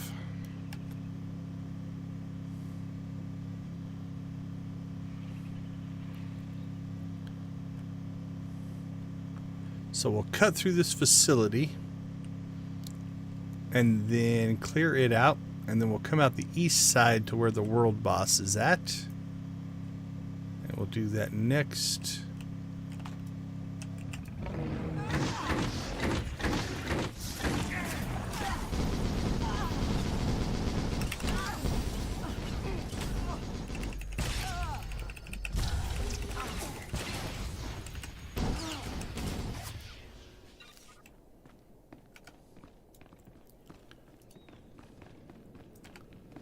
Rock and roll.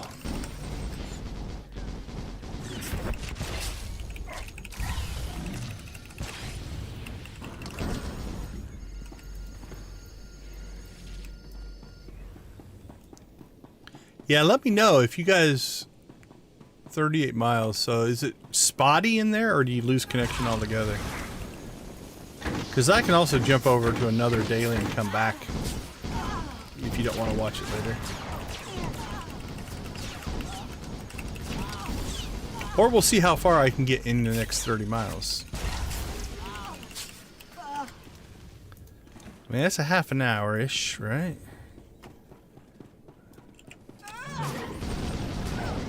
You know what? Here's what we're gonna do. My normal path is to do the heroics last. Once we clear this area, I'll just jump over and do the heroics. Crap, I thought I'd get by.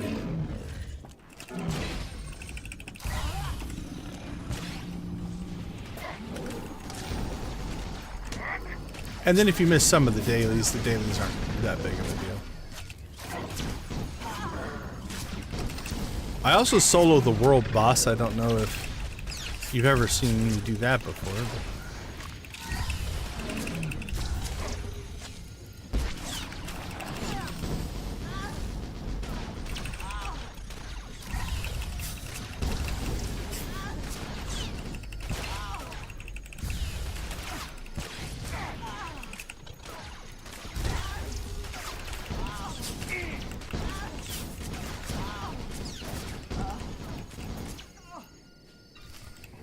alright, let's grab that, grab that.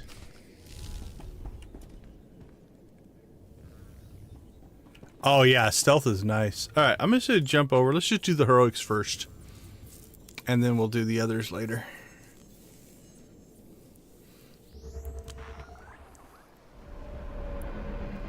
Okay, so 3 heroics, 2 in one area, 1 in the other. Hopefully we can thread the needle there and not pull aggro. Alright, so nobody's gone through here before us. You want to be conservative. I tend to stun the gold. Yeah, the freedom droid. We'll do him next if I can get through the heroics while you guys are still in connection space.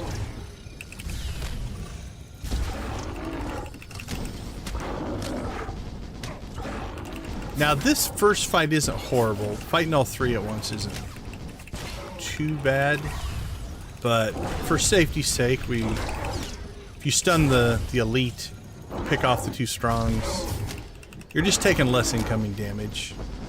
Now, if you're stealth, you can skip by this part without any issues. Although I think you do have to fight certain ones of them. Yeah, he's a lighter weight world boss, but yeah, Freedom. The Freedom droid. I think it's hilarious. I like the please don't stand in the fire, it is hot type of lines and stuff like that. Maybe it's a she. It has a she voice, but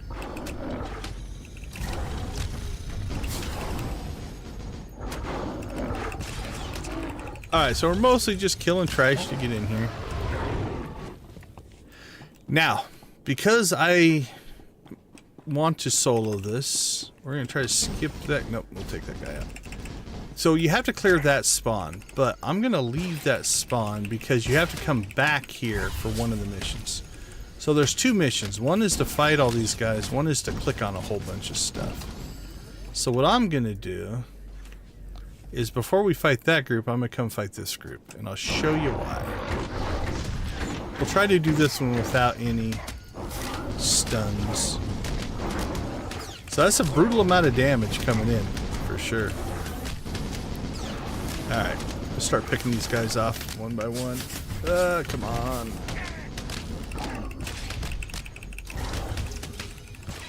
So we'll thin the numbers here a little bit so we have less incoming damage. There we go.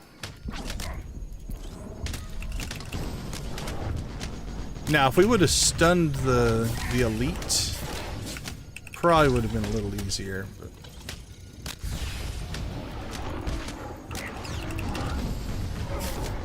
But I want to save my stun for the next group.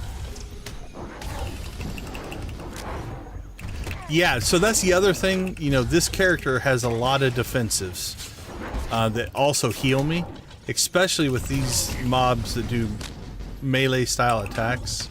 Those direct attacks, I can get away with things that maybe not every character can. So, okay. So, we killed that group first. Now we're going to go and kill this group, because this is where one of the missions starts. For this one, I am going to go ahead and stun the war chief. So I'll take him out of the fight. And then we'll take these guys down one by one. Because most of my defensives are, or half my defensives are gone. We should be alright here.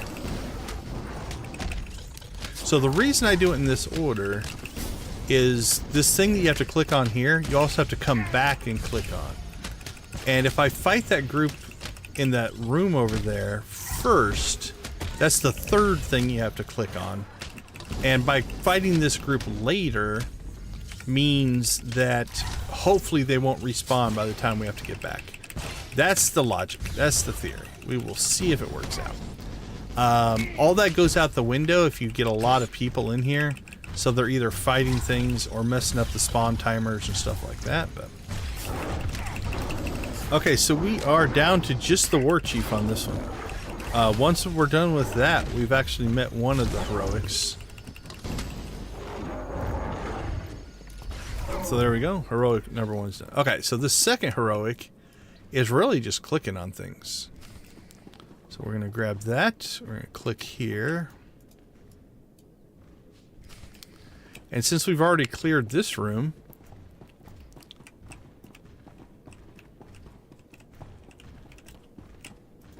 there we go. It wasn't.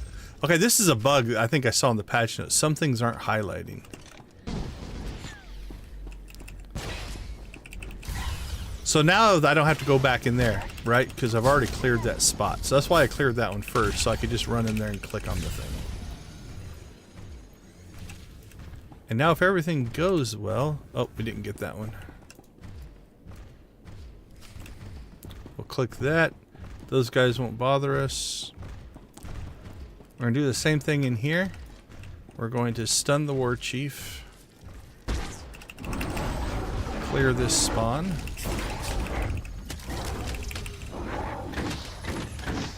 Pull aggro to us. Throw on our reflection.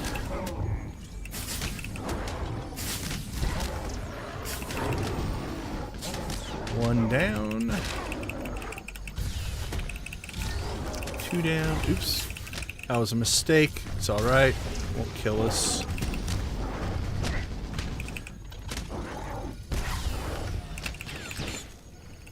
Drop a dot on the war chief. I'm going to start working my way this direction.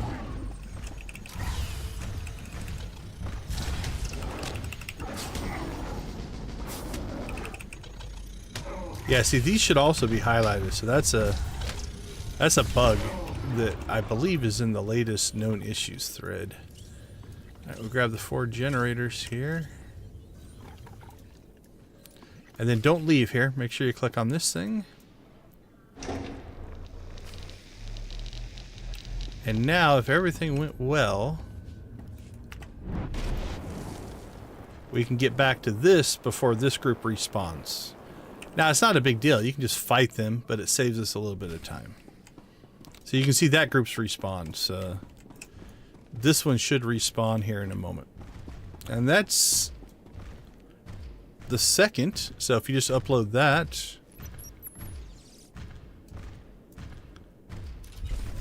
that's 2 heroics done. Now you can walk out of here and just skip the aggro, but I'm going to go ahead and just quick travel out.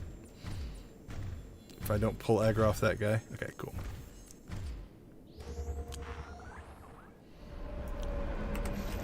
Alright, now let's go do the heroic 4. It's a little more brutal.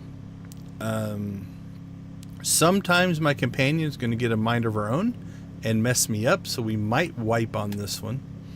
If she's behaving herself and doing what she's supposed to do, we will be fine. Alright, so it's a single boss. You want to avoid the 4 corners. So we want our companion to be right in the center. So what we're going to do is we're going to dismount here. And I'm going to move until I got my companion where I want her. Then I'm going to tell her to attack. And that should hopefully anchor her in place. And now I can hopefully keep all of the area attacks off of her. Alright, so we just avoid these. And if she stays still and just heals, and I don't get too far away, we should be good. Okay, so this is going to have a knockback to it. Okay, she didn't jump to him. That's good. Stay out of those circles. They are absolutely brutal. Like, that's a 5 or 6 tick. It's going to wipe you out type of kill. We want to stay relatively close to Bessie. If you get too far away, your companion will teleport to you or leap to you, which will throw everything off.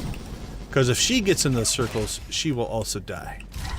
Alright, so we'll get back here. We're going to get knocked back.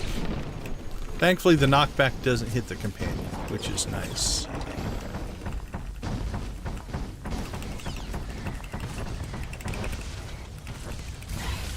Oh, she seems to have gone melee. Hopefully she doesn't move. If she does move, we'll try to reposition her here. Yeah, it's making me nervous. I don't like... Okay, she gone back to ranged? Hopefully she has. Alright, we'll have to keep an eye on her here, though. I don't trust her.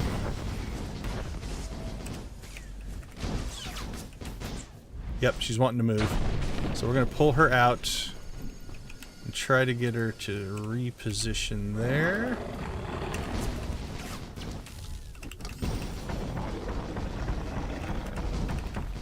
So that's the general issue you have to watch out for. But if you have a ranged healer, you should be fine. I don't know what it is about Bessie. Alright, again, we'll move ourselves. Don't get knocked back into a circle. That is bad as well.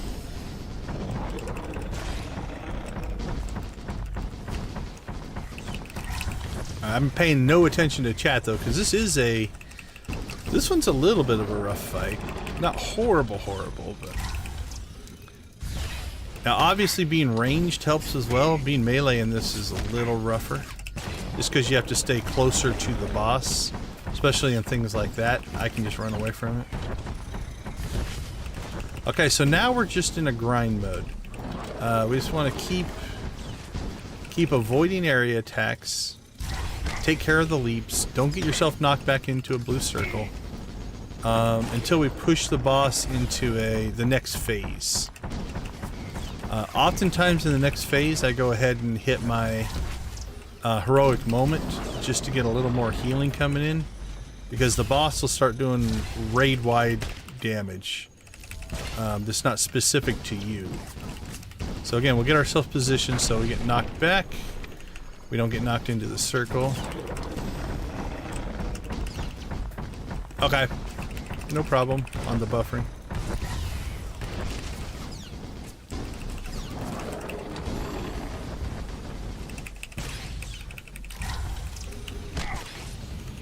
Okay, so now we're just grinding the boss down to a particular health, waiting for that raid-wide damage to start hitting. Here comes another knockback, so again, we'll position ourselves so we don't get knocked into that circle. It seems that if we can keep the boss from getting close enough to Bessie, she'll stay in range mode. If he gets too close to her, then sometimes it'll put her into melee mode.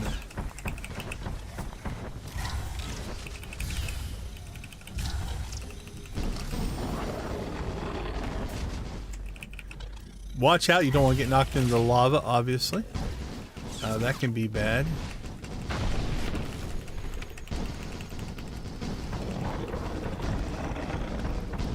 Don't like him standing that close to Bessie. Hopefully she doesn't convert over.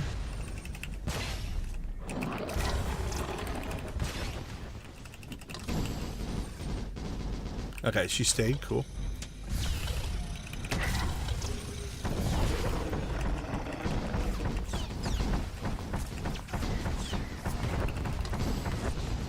Alright, we are 33%. I can't remember where it switches over. If it's a percentage or what, but it's pretty obvious. We'll know it when it happens. Alright, there it is. So it leaps to the middle. We're going to heroic moment, and then you go to one of these towers and click on a tower. That'll entice the boss to come over and attack the droid that just spawned. We're going to move Bessie back to the center here, because she decided to chase the boss over there. Alright, now we'll bring Bessie back into action. She should go back into heal mode. So this is kind of a bit of a burn phase here. Not going to take the boss out. So he killed that droid. But now he'll go back into the same pattern he was in before. So you're going to see the same area attacks. And I don't know if the boss has a second raid-wide damage attack like he just did. Fights never lasted that long for me. So, okay, so there was a leap, right? So just to be safe, I'm going to bring Bessie back over here to the center. Oh, and then now we got to move her. So this is when things can get a little bit funky, because we don't want her to stand in those circles. Okay, let's see if she'll stay there. I'll let her eat that one. That one's not too bad. It actually didn't even hit her, so we're good.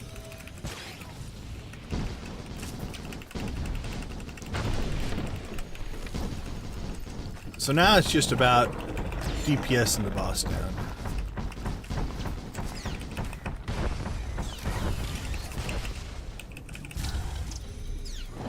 And again, we should be able to do it before anything other weird happens.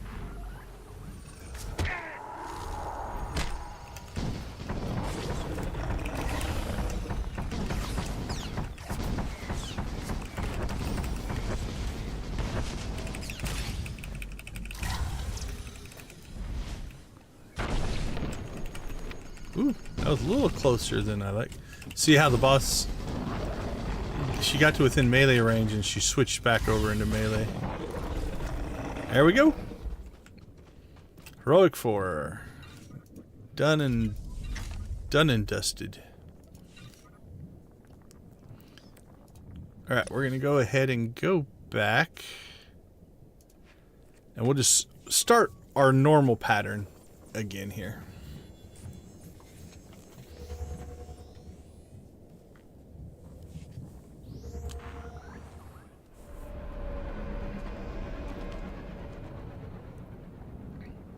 that one went pretty well. Again, depending on your companion, like when I've done that on other companions, like I used to use Zoom for it. Zoom would stay anchored in the center. Never had to worry about her moving. And so from that standpoint, it's a little easier.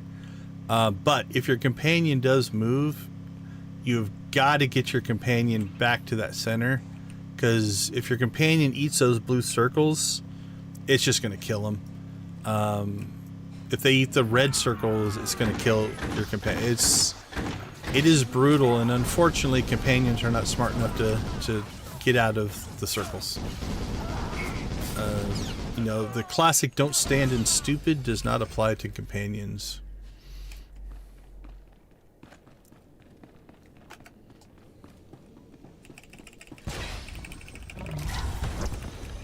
But yeah, once you kind of get the rhythm of that one down, it's not horrible. Because it's mostly, like, the heals are fine. Your companion can put out enough healing for it. The boss itself doesn't do enough direct damage that my health was, I don't pay attention, but it was mostly fine for the whole fight. But it is, the key to it is getting out of all of the area attacks. If you get hit by the area attacks, they will wipe you out. So it's really just a big giant game of dodge or hide and seek for the most part on that particular fight. It's brutal though if you don't know that or you get stuck in any of that. Because the other thing that happens on that fight is once you take one and your rhythm gets off, it's easy just to get like this cascading effect of just eating damage and eating damage. Or if your companion starts taking damage and now they're trying to heal themselves and not healing you, it can escalate quickly into being a rough fight for sure.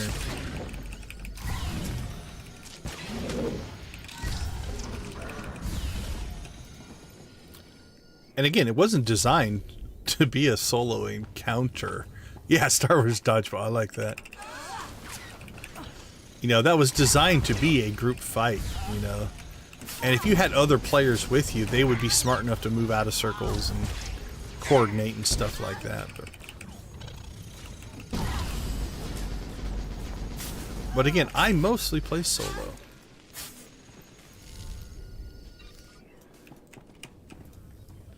Mostly, almost exclusively play solo anymore.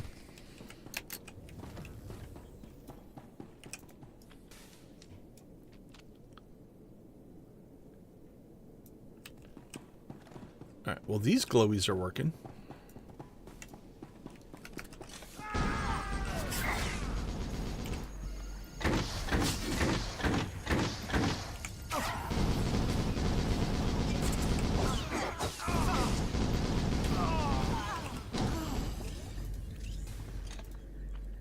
So compared to that, really, the Freedom Droid's a rough fight.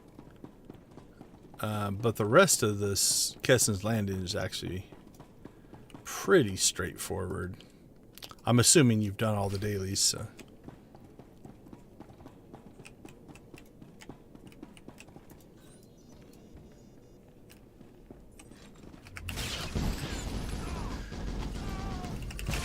So yeah, it's really just about maximizing your route efficiency.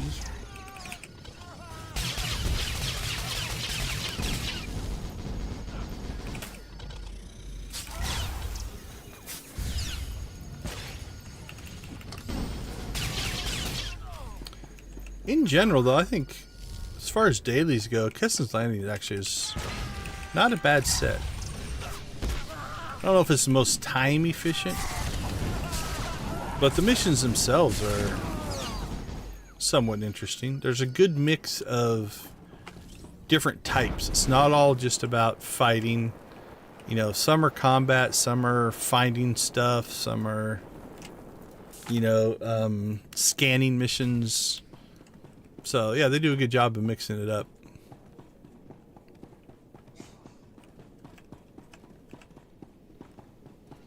Alright, so we entered from the kind of western side. We're going to exit the eastern side here. kind of to take us to the next area. I essentially do a big giant backwards S loop around here. And then it's been a while since I've done these. I think it is this rock. We'll see. That you can get most of the scans done in this area. Let's see how close I am. There's one. There's a satellite dish thing. There's that thing.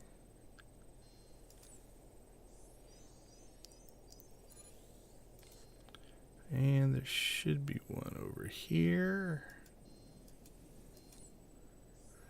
There's also a flag, but I don't think I've unlocked the flag yet.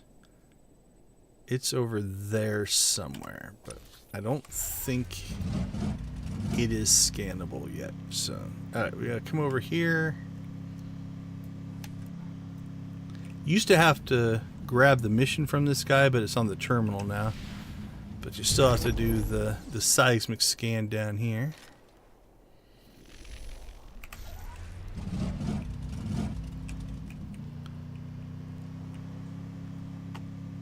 Alright, got a couple clickables up here we need to get to.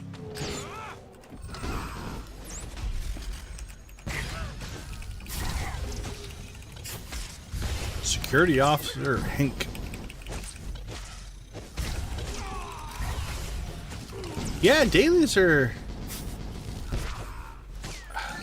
like it's the type of content I've often described as almost therapeutic, meditative, right? You get into a flow or a vibe or a groove, and that groove will, like, I think it does something positive to your mindset. Being able to just, and again, it's not like you're still doing all the mechanics, but you're also not overly stressed once you've done them a few times, right? You know what to expect.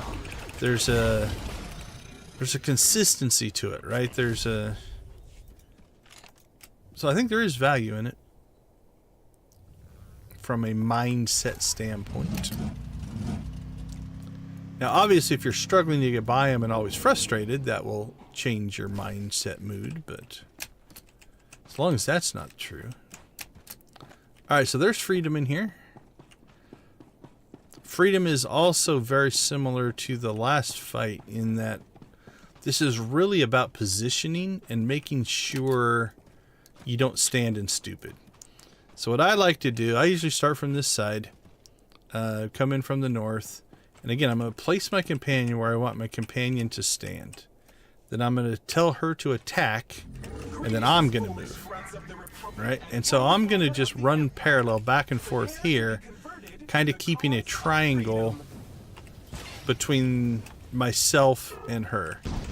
Because I don't want to get too far away. If I get too far away, she'll leap to me, and we have to reposition. I don't want her to eat any of that kind of stuff. Now, eventually the boss is going to leap to me here. And then me and the boss will just kind of do a dance.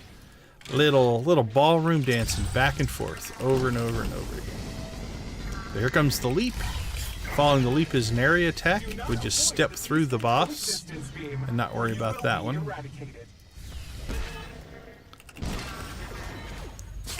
Now, when those circles drop, make sure you don't back out of those. If you get caught in those, they hurt. Okay, here comes another leap. So we'll get out of the area. And we want to make sure that we don't ever point the boss at our companion, otherwise they're also going to eat that stuff. I think all of those will hit Bessie. I can't remember for sure, but it seems like they would. And then you notice I've let my health get pretty low.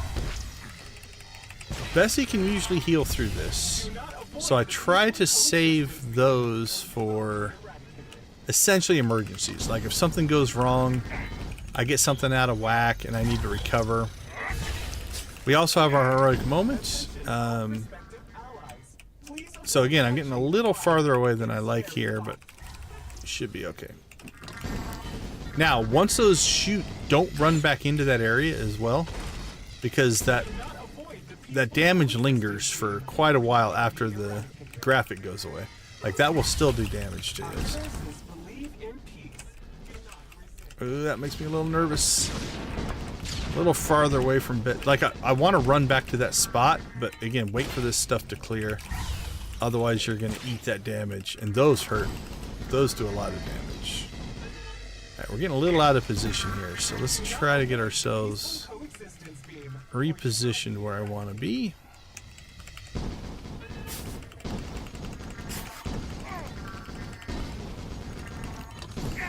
Now, I'm commentating this for anybody who's watching, so please don't be insulted if you completely know how to do this fight and you're like, yeah, we know all this stuff. So I just like to talk through my logic of why I'm doing what I'm doing, so that anybody watching either now live or in the video at least knows my reasoning. And as always, we encourage anybody who has different strategies, throw them in the comments. I always want to know new ways to do things, so if you have something else, feel free to share. It is very hot. Because if I can improve and make my fights more efficient, I will be happy to do that as well. Do not avoid the peaceful coexistence beam, or you will be eradicated. So at this point, solo, this is just a... Oop, that was close. Yeah, see, I ate a couple of those because I got a little bit off. Yep. See, I dropped one on my companion. So I messed that one up. So now we have to bail, which sucks. Because this is a slow grind. Yeah, I got crooked in my run. I ran in the wrong direction.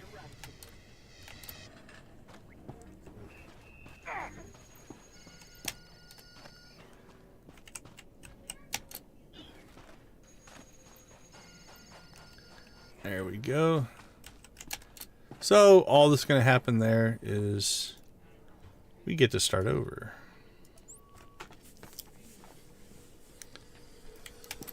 Now, I didn't realize I dropped it on her. I thought I got away with that, but that's not Bessie's fault. That's my fault. Oh, here we go again.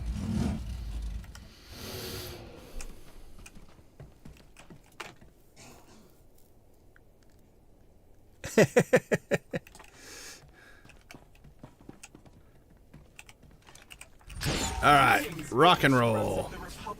Lock and loaded. Prepare to be converted to the cause of freedom.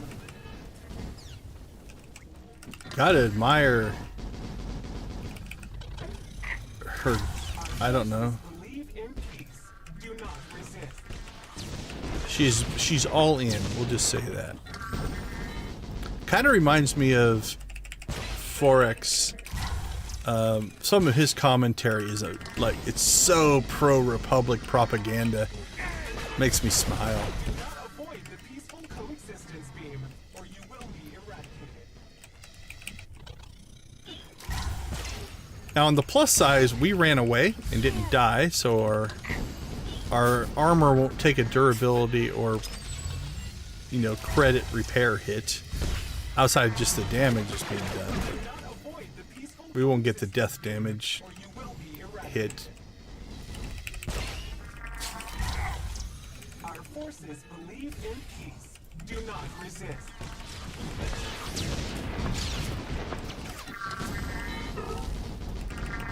Alright, let's see if we can not lose focus and walk in the wrong direction. So what happened there is, because the boss got over here too far, I didn't pull the boss back away far enough, and we ended up just getting a little too close. Attention all prospective allies. Please avoid touching the fire. It is very hot. That's right. Yeah, M1, honestly, before Bessie, that's probably the companion I ran with the most. On my trooper.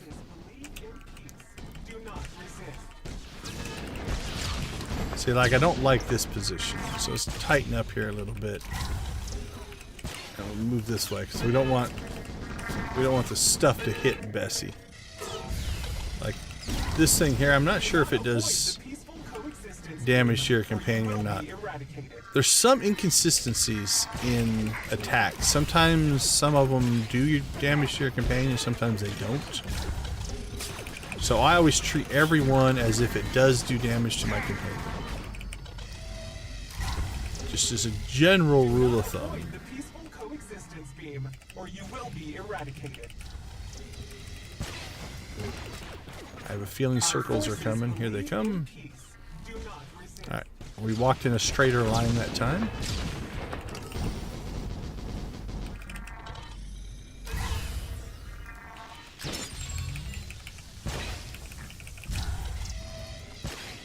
Here comes the jump and the telegraph. Do not avoid the peaceful coexistence beam, or you will be eradicated. Attention, all prospective allies. Please avoid touching the fire. It is very hot. Thank you for the warning. She's polite as well. Good manners and etiquette. You have to respect that. As she tries to kill you.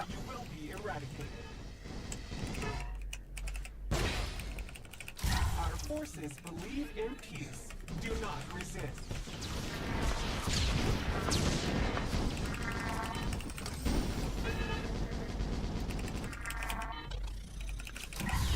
Well, I'm glad you believe in peace. This has been a very peaceful encounter. As you try to burn me alive.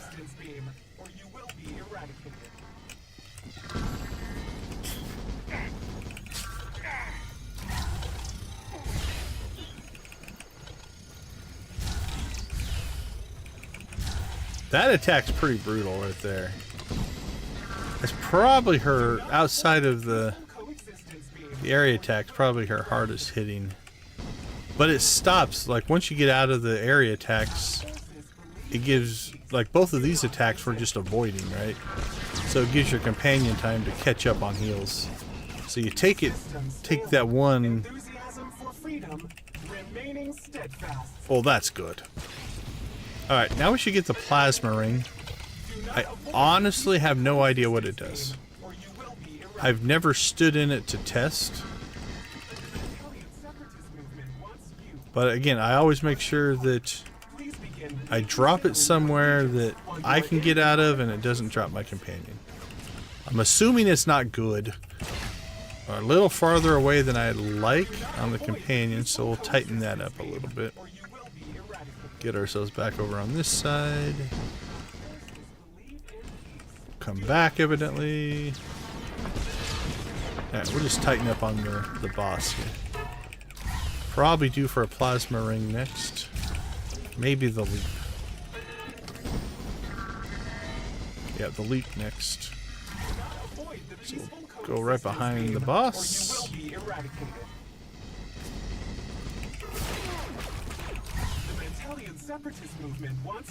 Alright, I'm gonna go ahead and drop my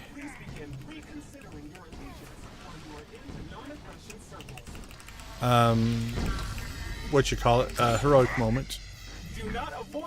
Just so that we keep, just in case anything goes a little bit wrong, gives us a little bit of extra healing.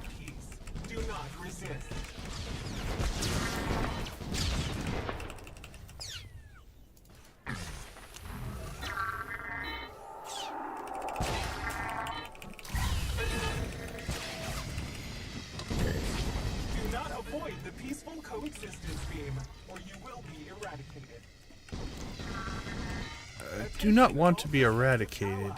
Please avoid touching the fire. It is very hot.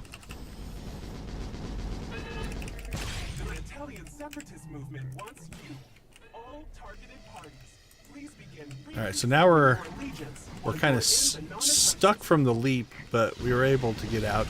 Looks like it did a little bit of damage to us, but not horrible. Our forces believe in peace. Do not resist.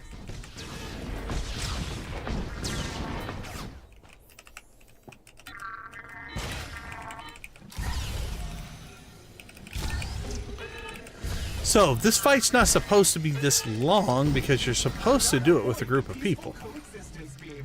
It is long if you're trying to do it by yourself. Sometimes you get lucky, and while you're doing the fight, people will show up. And if they do that, then it goes a lot quicker because you have... Yep, same thing here. We're getting stuck. Go ahead and pop that just in case things go too terribly wrong. Yeah, we're okay. So we're rooted while before the leap takes place.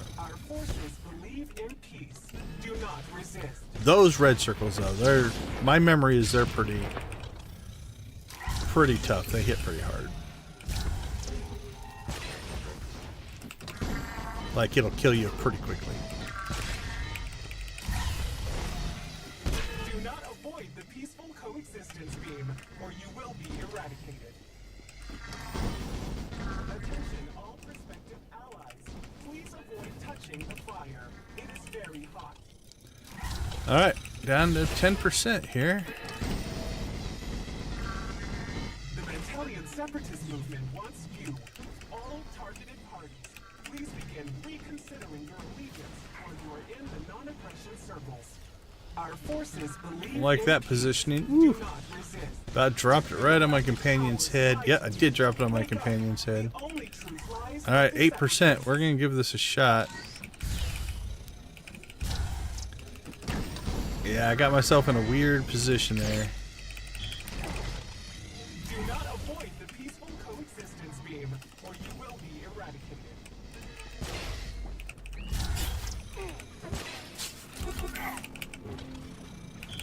Alright, so we're going to try to reflect that attack back.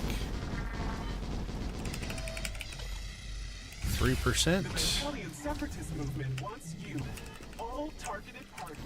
Please begin reconsidering your allegiance, or you are in the non-aggression circles. Our forces believe in peace. Do not resist.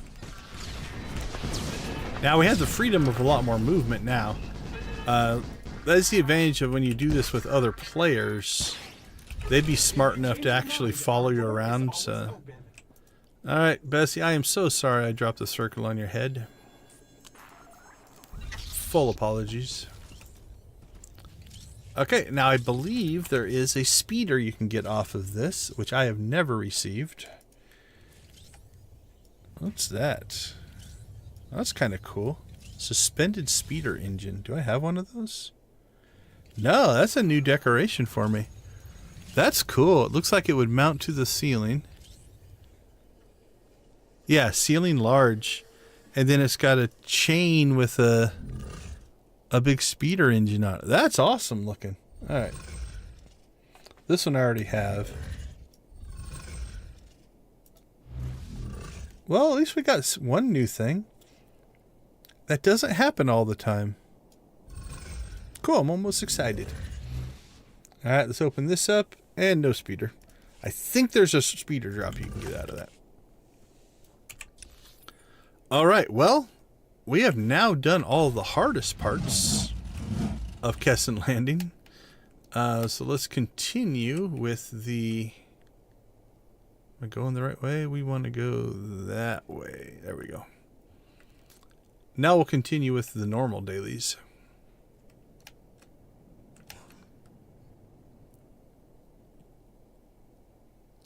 I hate it when my speeder volume quits working. Okay, so now I believe in this general area. And again, I don't know if this is something we unlocked or if it just we couldn't see that from our location. So we'll go ahead and scan that. Oh, okay. Well, have a good and safe run, and we'll hopefully hear from you on the other side, depending on how your connection holds.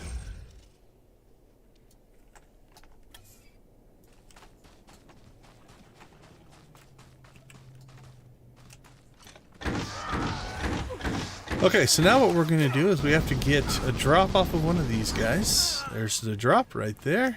And that should turn on this. There we go. So now we can click on these.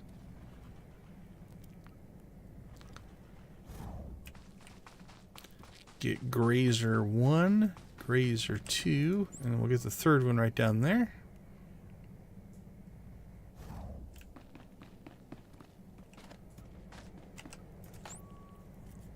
And normally we've picked up the thing we need for the next thing. Yep, there we go.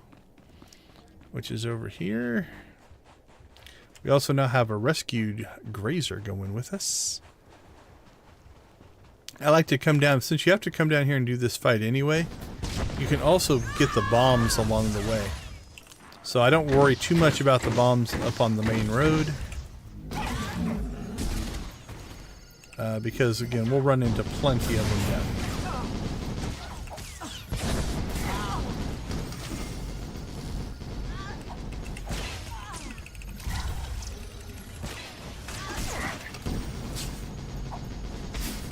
Larcy the Bloody.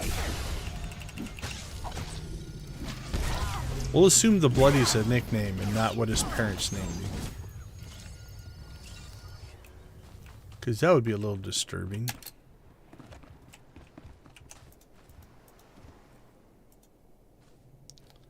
Alright, so what we're going to do is just kind of skirt along the north beach here. And we'll grab these bombs along the way. Or mines, I guess. Because the next guy we need to fight is right up here. So again, there's 5. We've already got 1 on the main road, but there's 5 around this edge to get you to here. And then once you get to here, you fight this guy. Now, they have a knockback, so keep your distance, but once they get close to you, make sure you don't get knocked like into those other areas, right? So I like to come up and just find something to put behind me. Oh, that leap interrupted the knockback.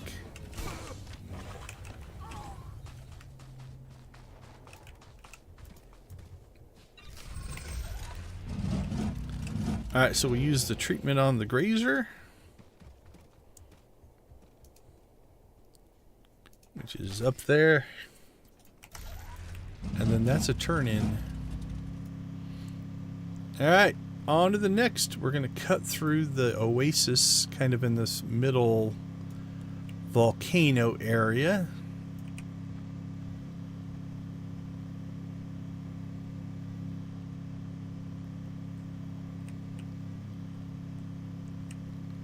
So there'll be a little entrance here.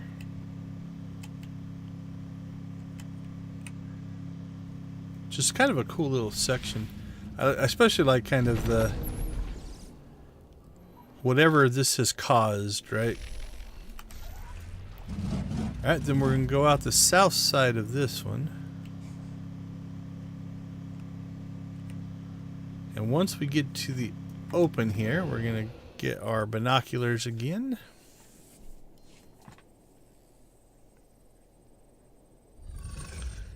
Scan the little tower there.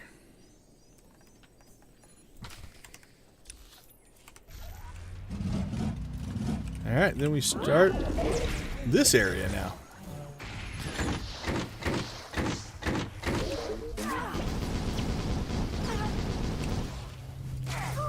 Alright, so I think we need scout droids, we need trench patrollers, we need these boxes. I didn't get credit for that one. But we're going to pull ourselves out of this area and go after these. So there's a trench patroller and a scout droid. So we got 4 of 10 and 1 of 5. And we're going to keep working our way kind of back here to the west.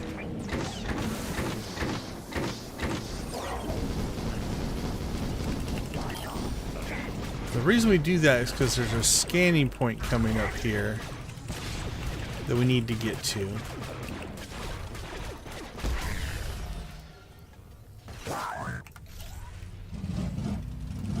So we'll just kind of keep working in this general direction.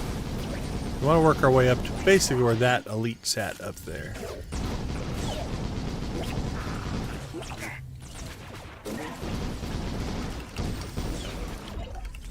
Alright, there is the 50 version of the defeat enemies.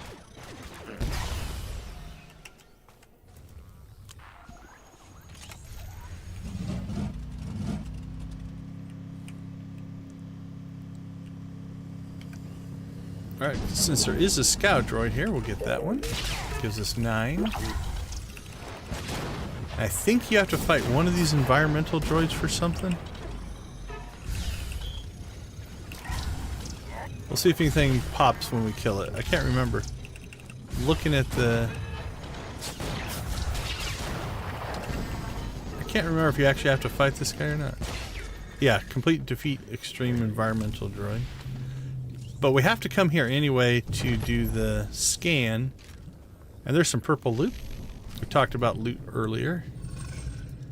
Arrangement Cantina Restaurant Pod. I think we already have that one. So we might as well kill the one that we have to fight anyway because of the area that we're in. Now we're going to start working our way back towards the base. We need 1 scout droid and 2 more trench droids.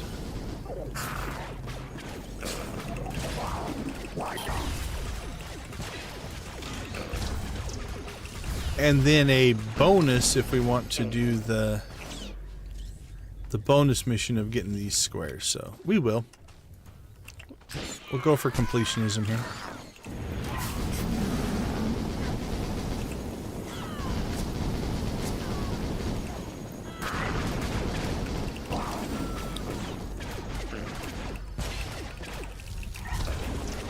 I think we need 7 of the boxes. So this will be 3 and 4.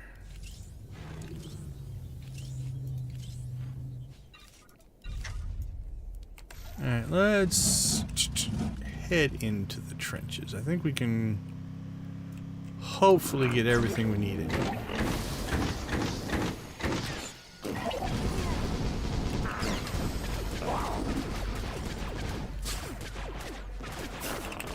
There's 5. Oh, that's not even a bonus. That's just a different mission. So we have to do those anyway. There's 6 and 7. There's one behind me as well, I saw.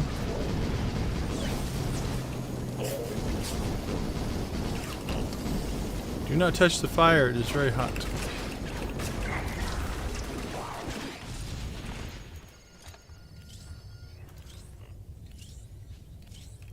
There's 6 and 7. Now this is for the next mission. But we might as well pick up a freebie out here. Work our way into this little space.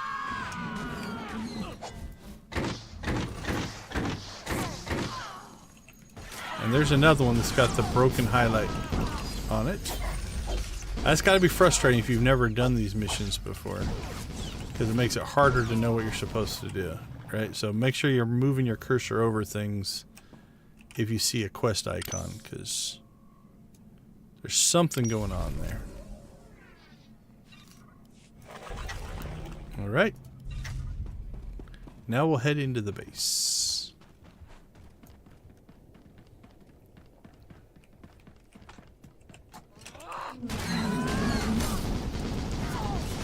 So now we've got like 2 or 3 different things to collect. 3 things, I think. 2 things. Fuel canisters and ordnance. So we need to destroy some ordnance. I guess we just steal the fuel. Hey, welcome back. Safely through.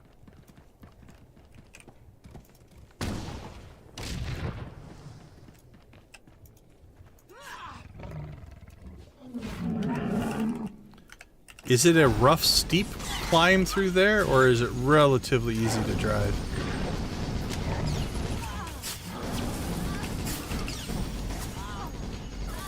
This should be our first Beastmaster. Hopefully will give us some intel.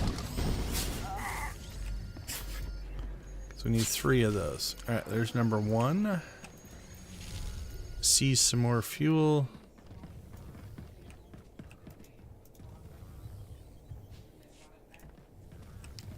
seize some fuel. Fuel everywhere. Alright, done with that one. Now what do we need? One more of those. Alright, so now we need 2 more Beastmasters or Commanders.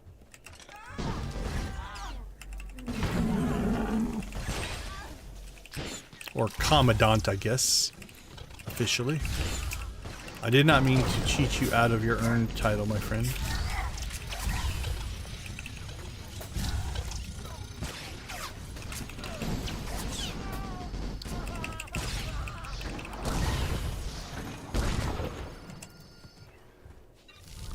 Alright, we're gonna skip that group there. I think there's a Beastmaster over here.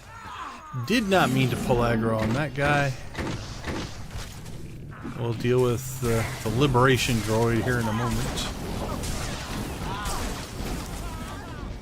3 strongs can be a little bit of a rough fight sometimes. Oftentimes strongs, while they don't have the most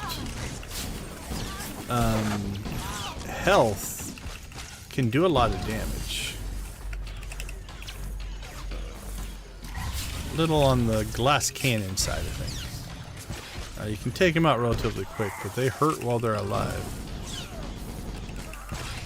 A lot of curves, yeah.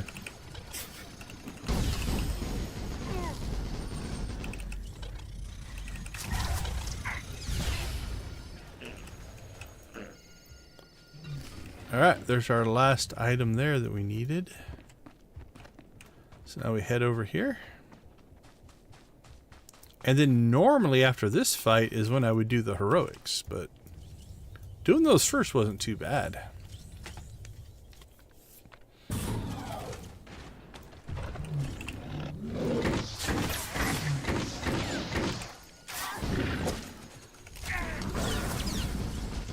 Alright, let's take out the creature first. Not that there's any like reason. Sometimes the order you kill stuff does make a difference. Like one person will enrage if their friend dies and be stronger. So there is sometimes a reason that you'd want to fight things in a certain order, but these guys, it didn't really matter. Okay, I look in my quest. It says return the ammunition, report success, return collected items, report success, transfer results. So everything is a turn-in at this point. And if we look at the big map, it's all basically back in base, and then this one quest up here. This was the original quest giver. Thankfully, there's a quick travel point right to that, so we'll go do that first.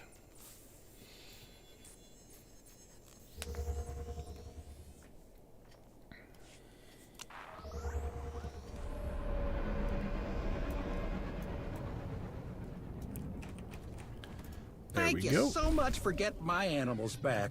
Don't know what I'd do without little Scappy. Happy to help, my friend. What are we at? 3,200, 8,000, 22. Yeah, not too bad. We're not gonna, shouldn't hit the top of those. All right, let's go turn the rest of these in.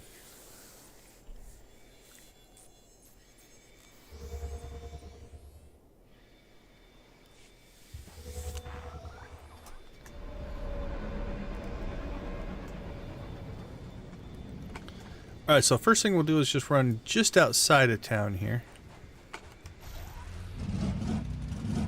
There's a turn in right out here. Someone that backs up words with action. It's a rare sight. If only those incompetent Republic soldiers could learn a thing or two from you.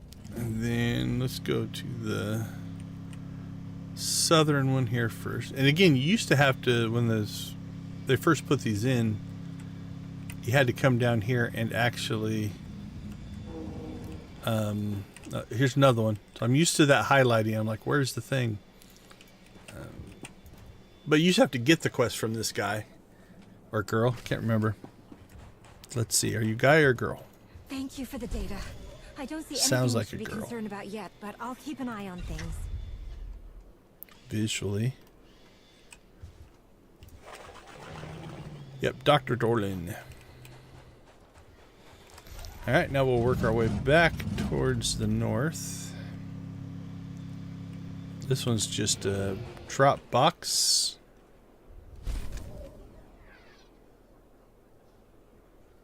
Yeah, the grazer. Yeah, it's, as far as I know, always been that way. But yeah, once you leave the planet, it goes away. And then there's a choice in this one that I don't think really makes any difference. Even in the story, I don't think it made any difference. So we'll just give the people of Keston's Landing the ammunition. They deserve it. All right, let's see how we did. Almost 80,000.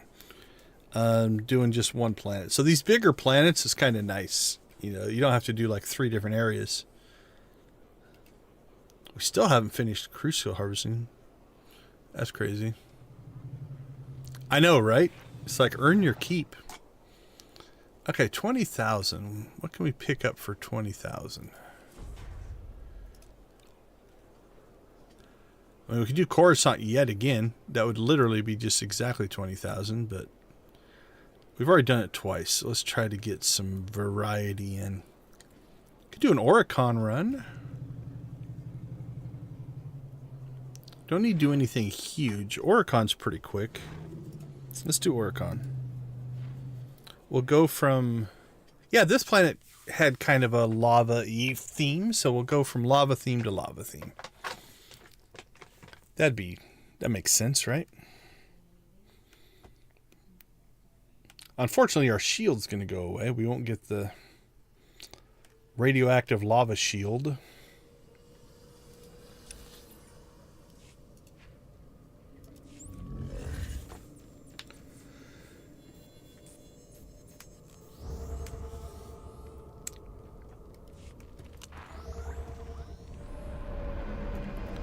Alright, Oricon's pretty straightforward. Some of the heroic bosses can be a little rough.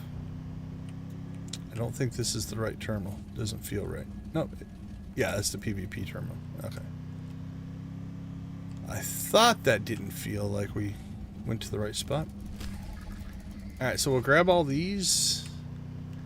And then as soon as we exit the base here, we're going to get an area mission. So what I normally try to do is not attack these guys right away. Not that it matters. You're going to kill so many things on Oricon. But now these will count. If you kill them too fast, sometimes you don't get credit for them.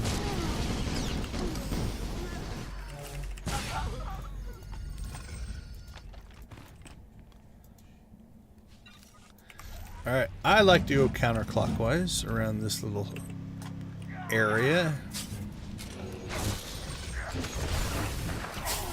No real reason. Just feels right.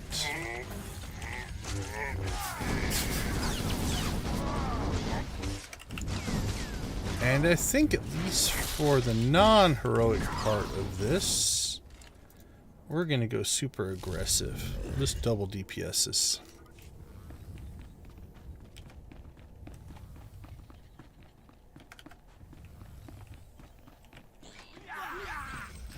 Let Bessie do some of the heavy lifting.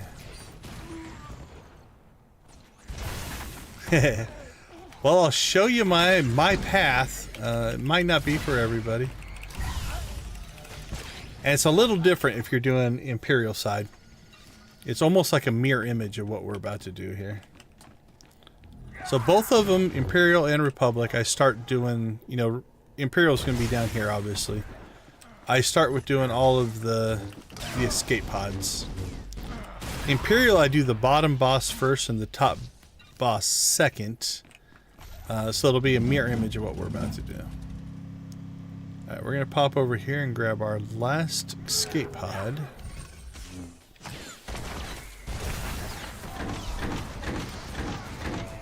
I'll show you the tips, tricks, and shortcuts that I know, and we'll see if they match.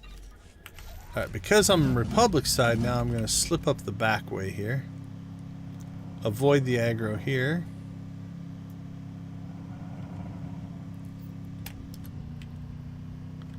And we'll just fight these groups until we get all the stuff that we need. The drop's a little random. So you might get it really quick, you might get it a little slower. Like we got 2 out of that group.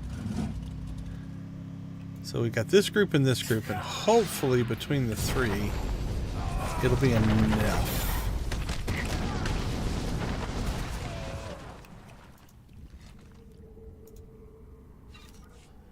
Ooh, I only got 1 out of that group. Our health's a little low here.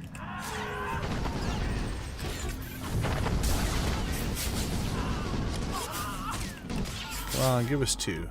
There we go.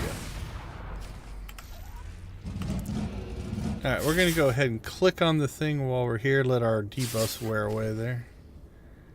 There we go. So we're going to go do this boss first. And again, if I was doing the Imperial side, I'd do the bottom boss first. And then I would just work my way north. Here we're going to do this top boss first, and we'll work our way south. So not a lot different, but...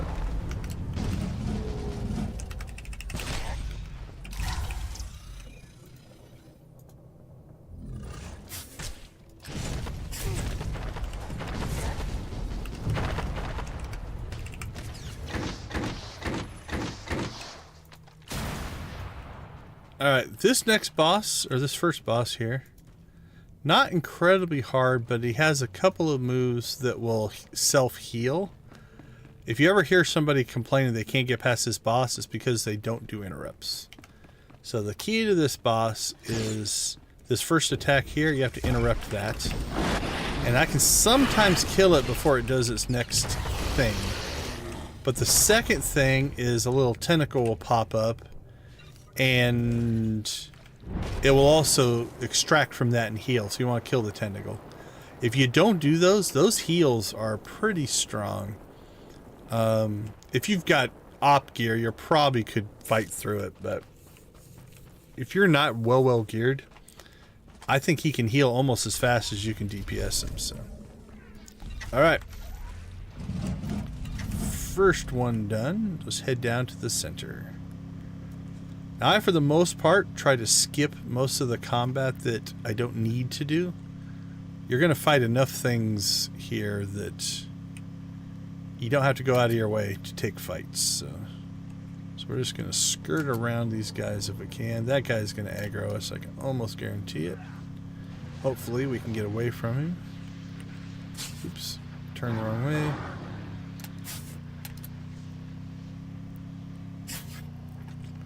Alright, we are going to fight these guys because we are going to do the bonus mission here as well. You can skip it if you want.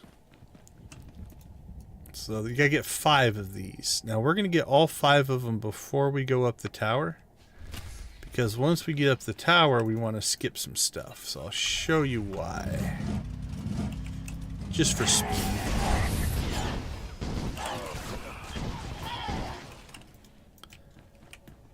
Alright, we'll get the second one.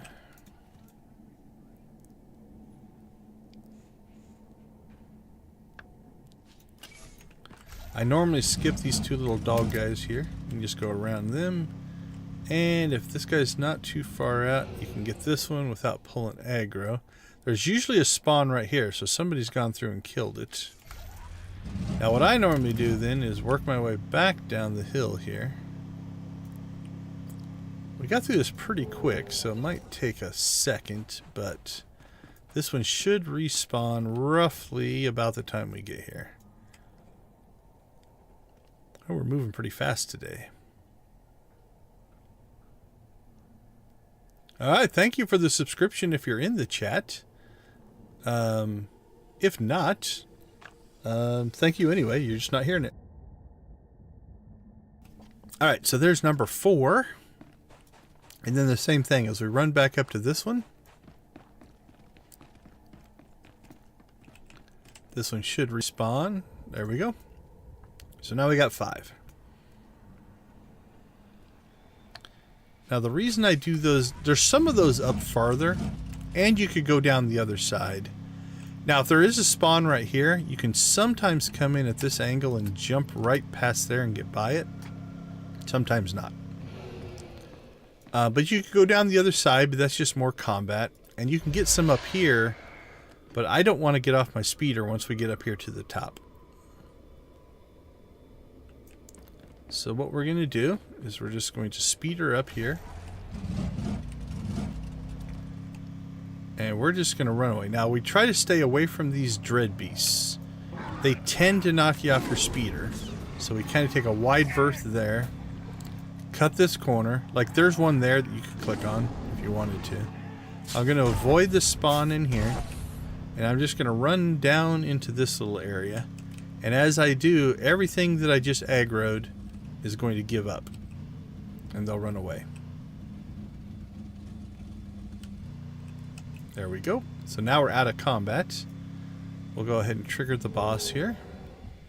So this is a bonus boss. You can skip this. Not required, but I'm a completionist.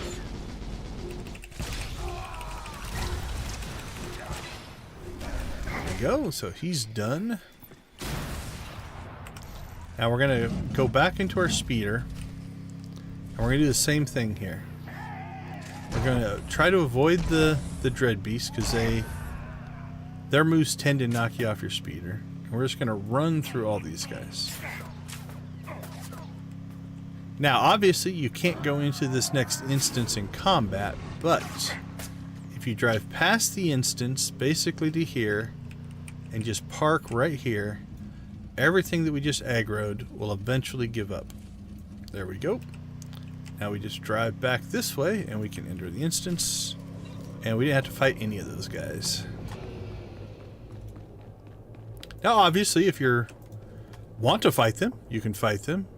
Or if you're still leveling, you know, it makes sense to get the experience for fighting them. But we are in daily mode. We just want to get it done as quick as possible.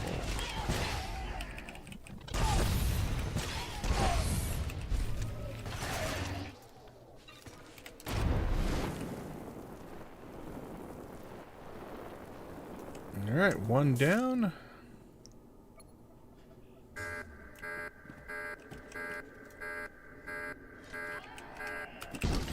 And again, we are going in a pretty aggressive mode here with dual DPS, not a healer. If survivability is an issue or anything like that, you know, switch over to a healer. I can self-heal a little bit, so that does help.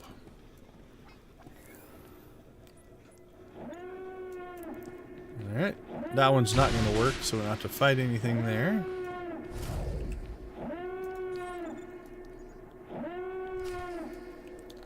Alright, that should spawn the boss. Where is he at? Over there. I tell you, I'm ranged, so I'm just going to fight from back here. Oh, he got a pull on us.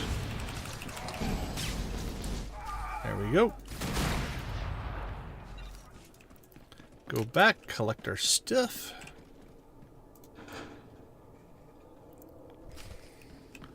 And out we go.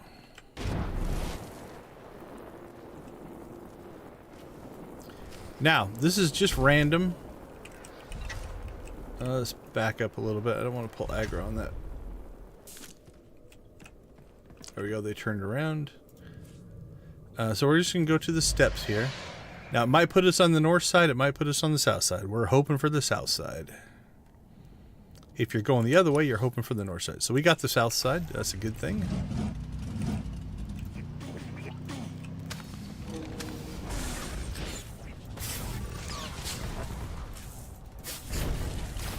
Alright, we're going to collect that little crystal because that starts the bonus mission for this set of missions.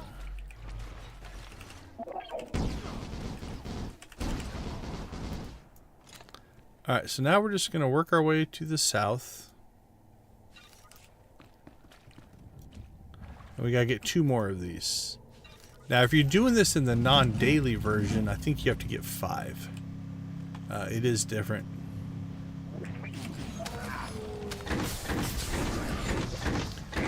Oh, back out of the watchtower there? Yeah. Being able to jump down to the steps like that is nice. Now, worst case, you have to just go around. You know, if it puts you on the wrong side.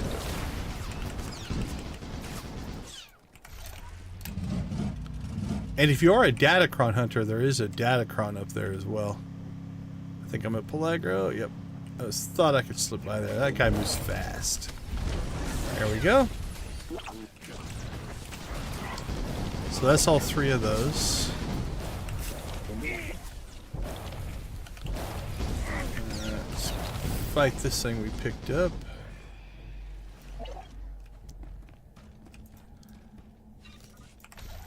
Okay, so there is a spawn right here. If you're lucky, you should be able to just slip by right there. Nope. Sometimes that droid will pick you up, sometimes it won't. Kind of depends on where it's standing, but we'll let them come to us. We'll just hide behind here. This is the bonus boss.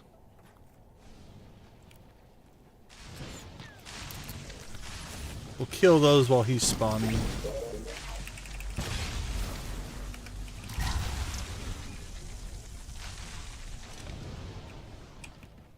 He's got to jump. There it is.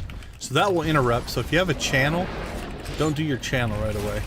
If he hits you, he'll interrupt you. There we go. That bonus boss is done.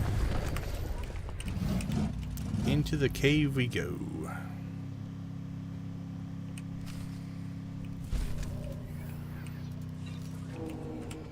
Hey, we made conquest.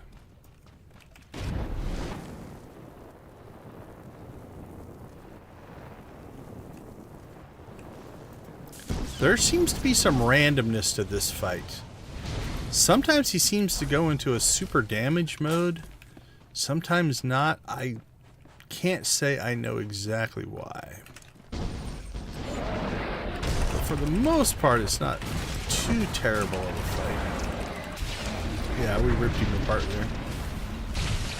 Make sure you click on this. I have missed that before and had to come back in here. Sucks. Okay, so from here it says to exit, but we're going to go ahead and just quick travel out because the heroic is the next thing we need to do. And as long as you exit the instance, it doesn't care if you walk out. Rishi's a little rough. That's not too bad though. That's a good list. Yeah, Rishi, if you go through the whole process of getting him, is long and involved. Okay, we're going to go super aggressive here. We're going to try to fight this boss with no healers. We'll see if we pull this off. As long... Oh, this is going to be tight. If that guy gets to us, this could be potentially a mistake. If we can get to it quick enough, I think we can pull this off. I'm going to back up here a little bit just to give us a little more time, hopefully, to fight this boss before the second one gets to us. Alright, we pulled it off. Probably should have healed up a little bit before we jumped right into the second fight, but we'll be alright.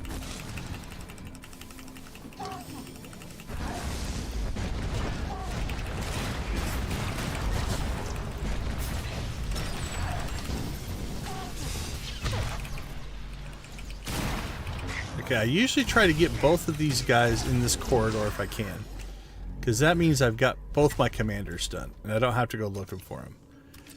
Now, there is a macro binoculars bonus mission in here, if you have them. If you've completed the Shroud mission, I usually skip that. So I slip down this side to not draw aggro. And we're going to come up on top of this guy.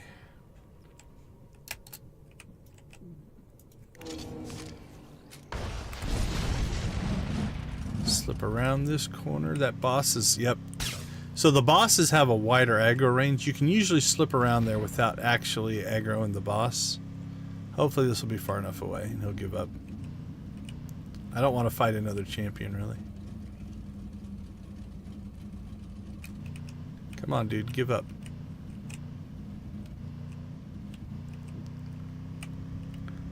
Alright, well...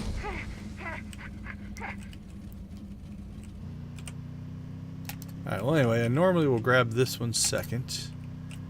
See if we can do this and just drag the boss with us, because he should give up here eventually.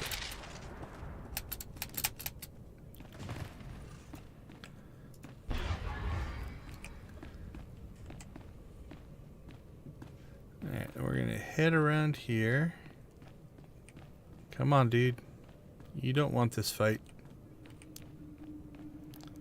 And then depending on this droid, we should be able to slip through here without pulling aggro. That's that bonus mission if you don't want to do it. There we go. Alright, on to our third.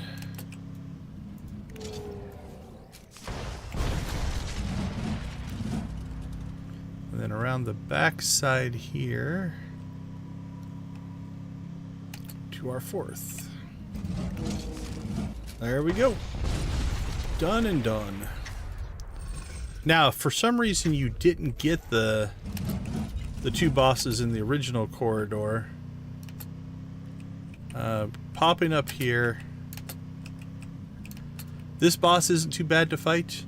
You have to kind of clear your way to get there. I pulled aggro on another boss. He's not too bad. So just kind of decide. But yeah, that one's not a bad fight either. Alright, let's just run away though. Ugh. Ouch.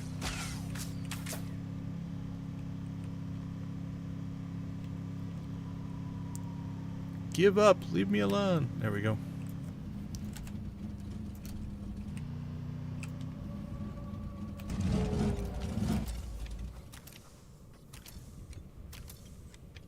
Yeah, it's been a while since I've done... Hey, my guild leveled up. Congratulations, guild. It's been a while since I've done any of those Datacron things. They used to... I mean, you probably remember. They used to not be per legacy, so... now it's like... I'd have to think about some of them again. It's been a while since I've done them. Alright. We took a couple of deaths on this guy, I think, so... Let's see how bad. 28,000. Not a horrible repair bill. Alright, what do we got? Deconstruct it. Sell it.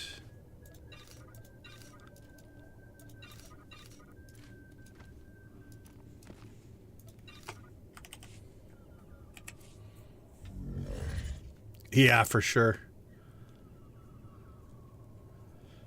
It was, once you've done them a number of times, it's a little grindy to just keep going and getting datacrons. Okay, so we got ourselves another decoration. We have 8 of this one, so nothing new, but we'll always take decorations. They're nice to have.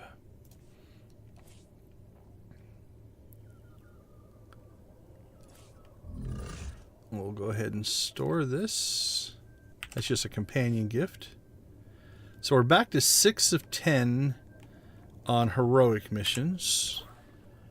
But we make guild conquest. So Zach's hit 130. So that pushes him up to 149. So there you go. We started, what, at 10:30-ish by the time we got up and rolling? 130. So for a small planet, 1, 2, 3, 4 characters... we hit our 500,000, and we made conquest for the guild.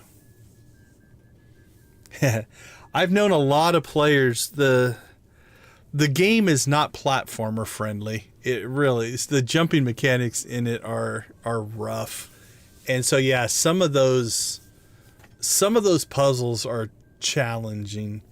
We used to actually go in and help people with them. And we would often play with like a sage or something like that, so that we could rescue people and pull them back up to us. Because some of those are definitely rough. I'm trying to remember your list that you're still working on. Where's it at?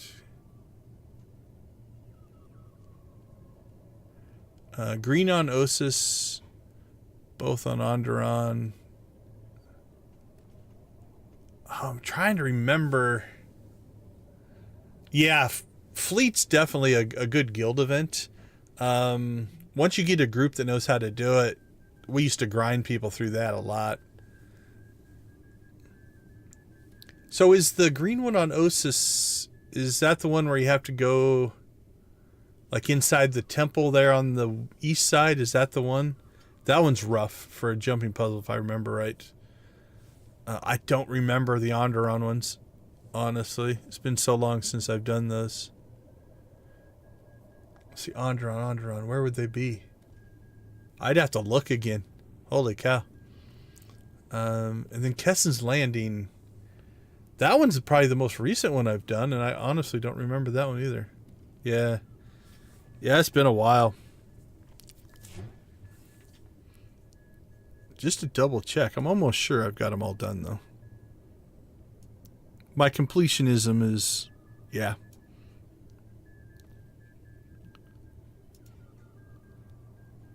It doesn't even say what it is. Kessen's Landing, Datacron.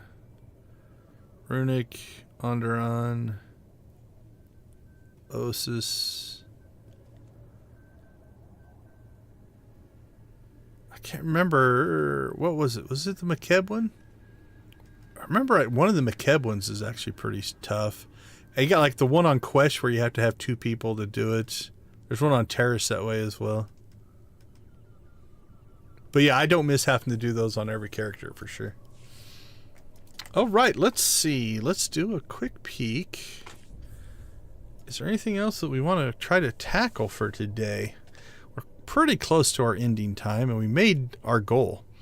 Like, we made Conquest in a guild by ourselves with 4 characters. So. Anybody that tells you Conquest is hard is telling you a story. We made it 4 times. Yeah, I think that's actually not a bad spot to start wrapping up. Let's check our guild. See, we did level to 79. What do we need? Current XP 108 million.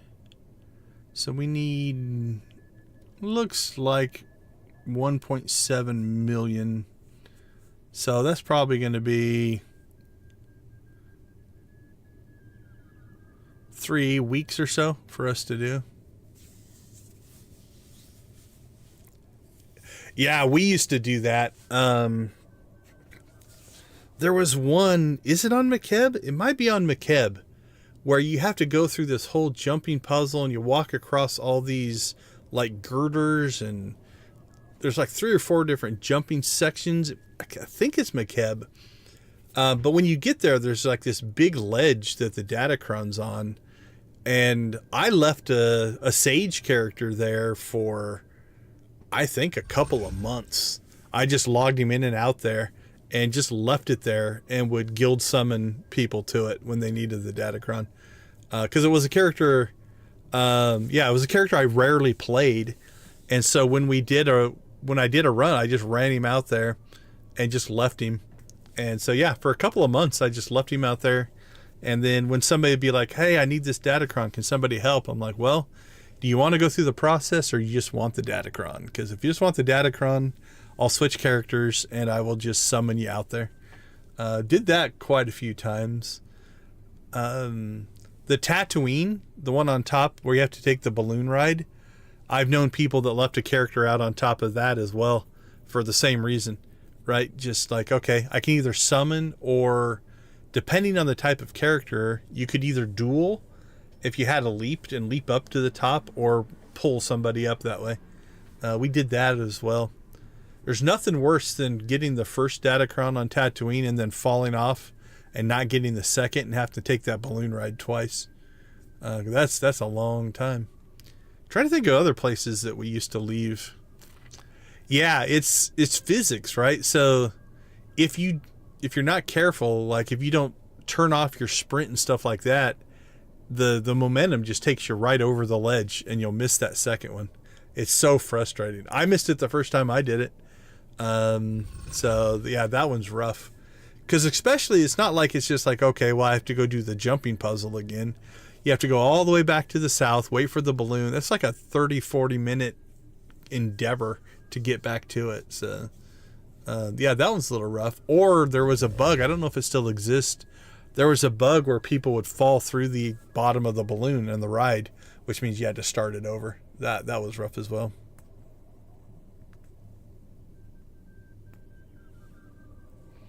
I'm trying to think of any others. Those were the worst ones that I remember as far as just picking up the datacrons.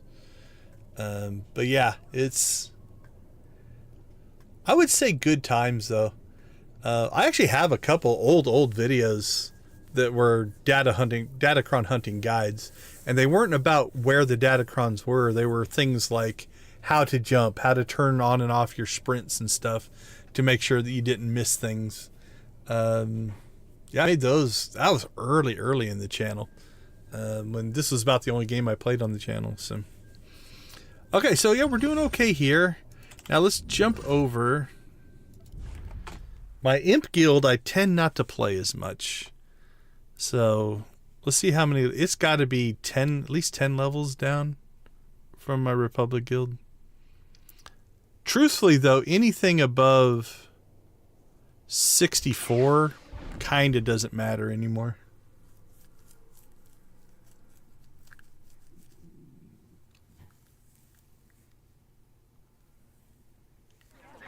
Something beyond perfection.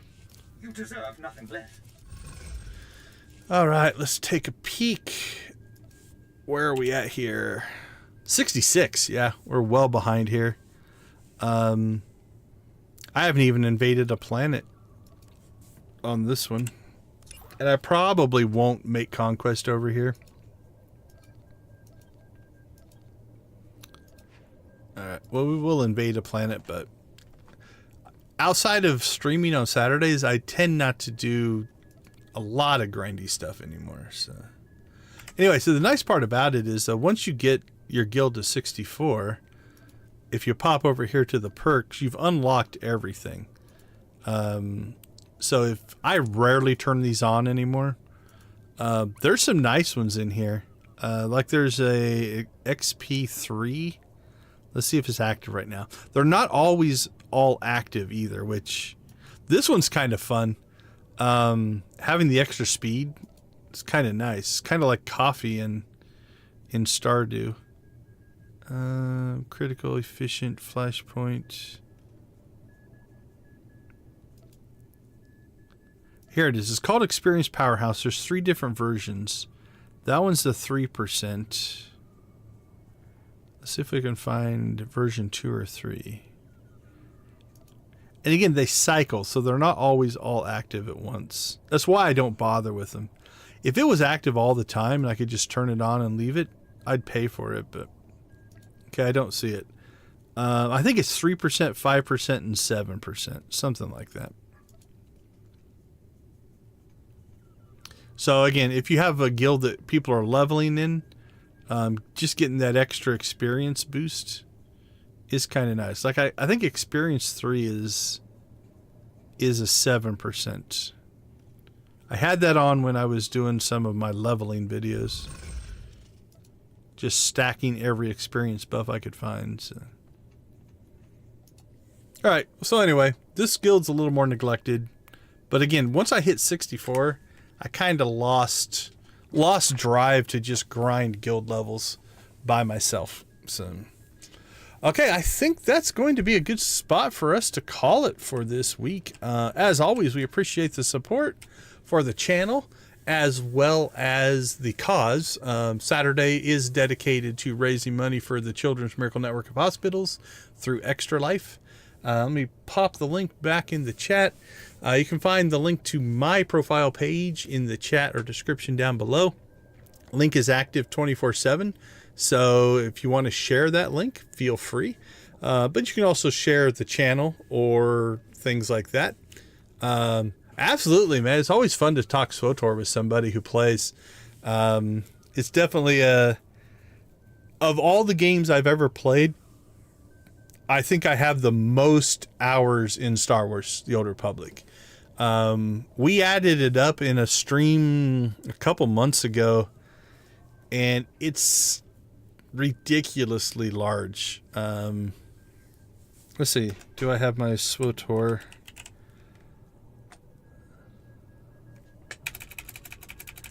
Let's pop it up. Last time we added it up, and it's been a little while.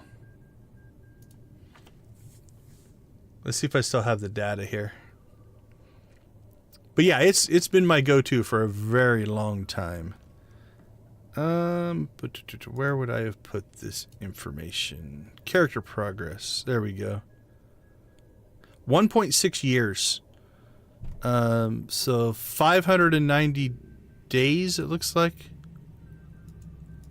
Yeah, I think 590 days of playtime just across my main characters. I probably have more than that, but it is, yeah, 1.616 years of game time in Star Wars: The Old Republic. Yeah, I wish there was a global one that you could do. You can pull your game time for every character. Like this character has 13 days, 0 hours, and 25 minutes. So I just pulled them all individually and added it up. But yeah, this has definitely been my go-to for sure. So anyway, yeah, absolutely. Thank you for hanging out with me. Thank you for chatting. And absolutely, man, the channel was fun. Definitely an entertaining take on soda drinking for sure. So keep up the good work. All right. I'm going to go ahead and say goodbye for now. Thank you guys for everything. Tomorrow we'll be back in Stardew. I don't know exactly what time. I'm guessing it's going to be close to our regular start time at night, 7 o'clock. But I haven't built my weekly schedule out for streams yet. What I normally do is just lay out a schedule of events and things I have to go to and work and things like that. And then I try to wedge the streaming in amongst all that. So I don't know exactly what it'll be, but I'm guessing probably tomorrow night for the next Stardew stream. So with that being said, we will leave you like we always do. Thank you for being part of my gaming community. Hey, Kyler, have a great weekend yourself. Are you streaming? Have you decided? Before I do my sign off here.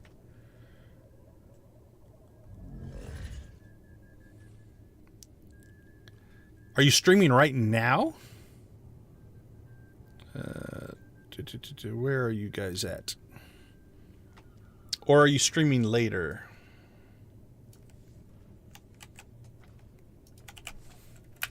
All right, we'll throw your link in there. I don't know if Drakia is streaming. Here's another SWTOR streamer. He's the one that does the poetry runs and stuff like that, but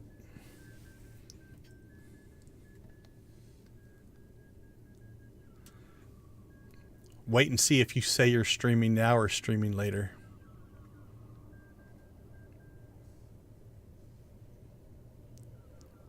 If he is streaming now, maybe that's why he's not answering me.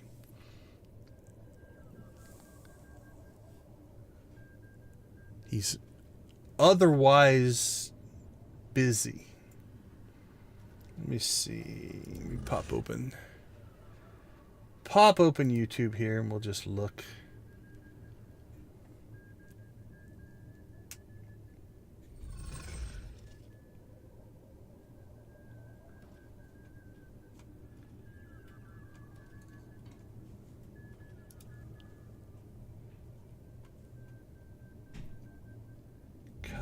Kyler, where are you? Kyler.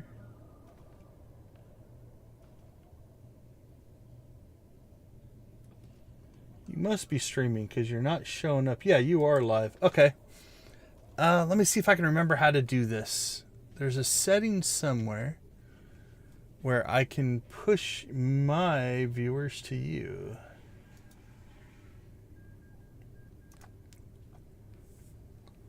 Let me pull your link here.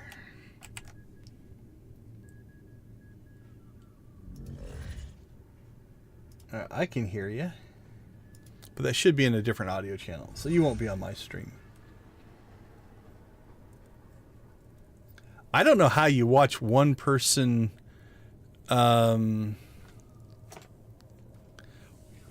stream while you're streaming your own. That's impressive.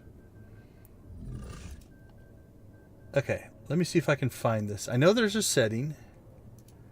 Live. That's my stream. I looked it up once, and I know I can do this. I just got to remember where it's at.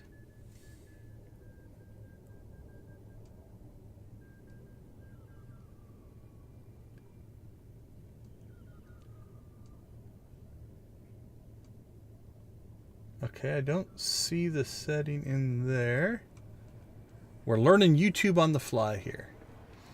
Let's see. YouTube Studio.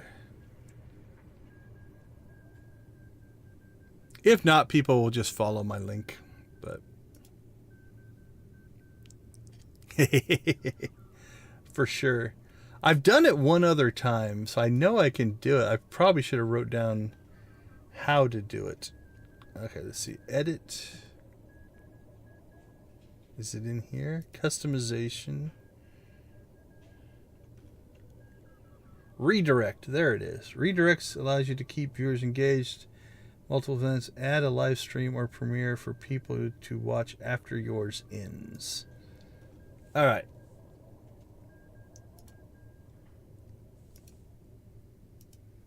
Search videos from other channels. There's Kyler. All right, cool. So that should redirect to Kyler. So Kyler streams Guild Wars 2 for Extra Life as well. Another Extra Life streamer if you are interested in supporting a cause. Okay, now we will go ahead and cut out of here. So again, thank you guys for the support. It is very much appreciated. But like we always do, we will leave you with go watch, play, or create something great. Join my community, whatever game community makes the most sense, and help push the positivity of what gaming can be, whether it is to support a cause like Extra Life or just being a positive influence on all of our lives. It's definitely very much appreciated. So I'm going to say goodbye for now. We'll see you guys tomorrow in Stardew. Have a wonderful rest of your weekend, and we'll catch you later.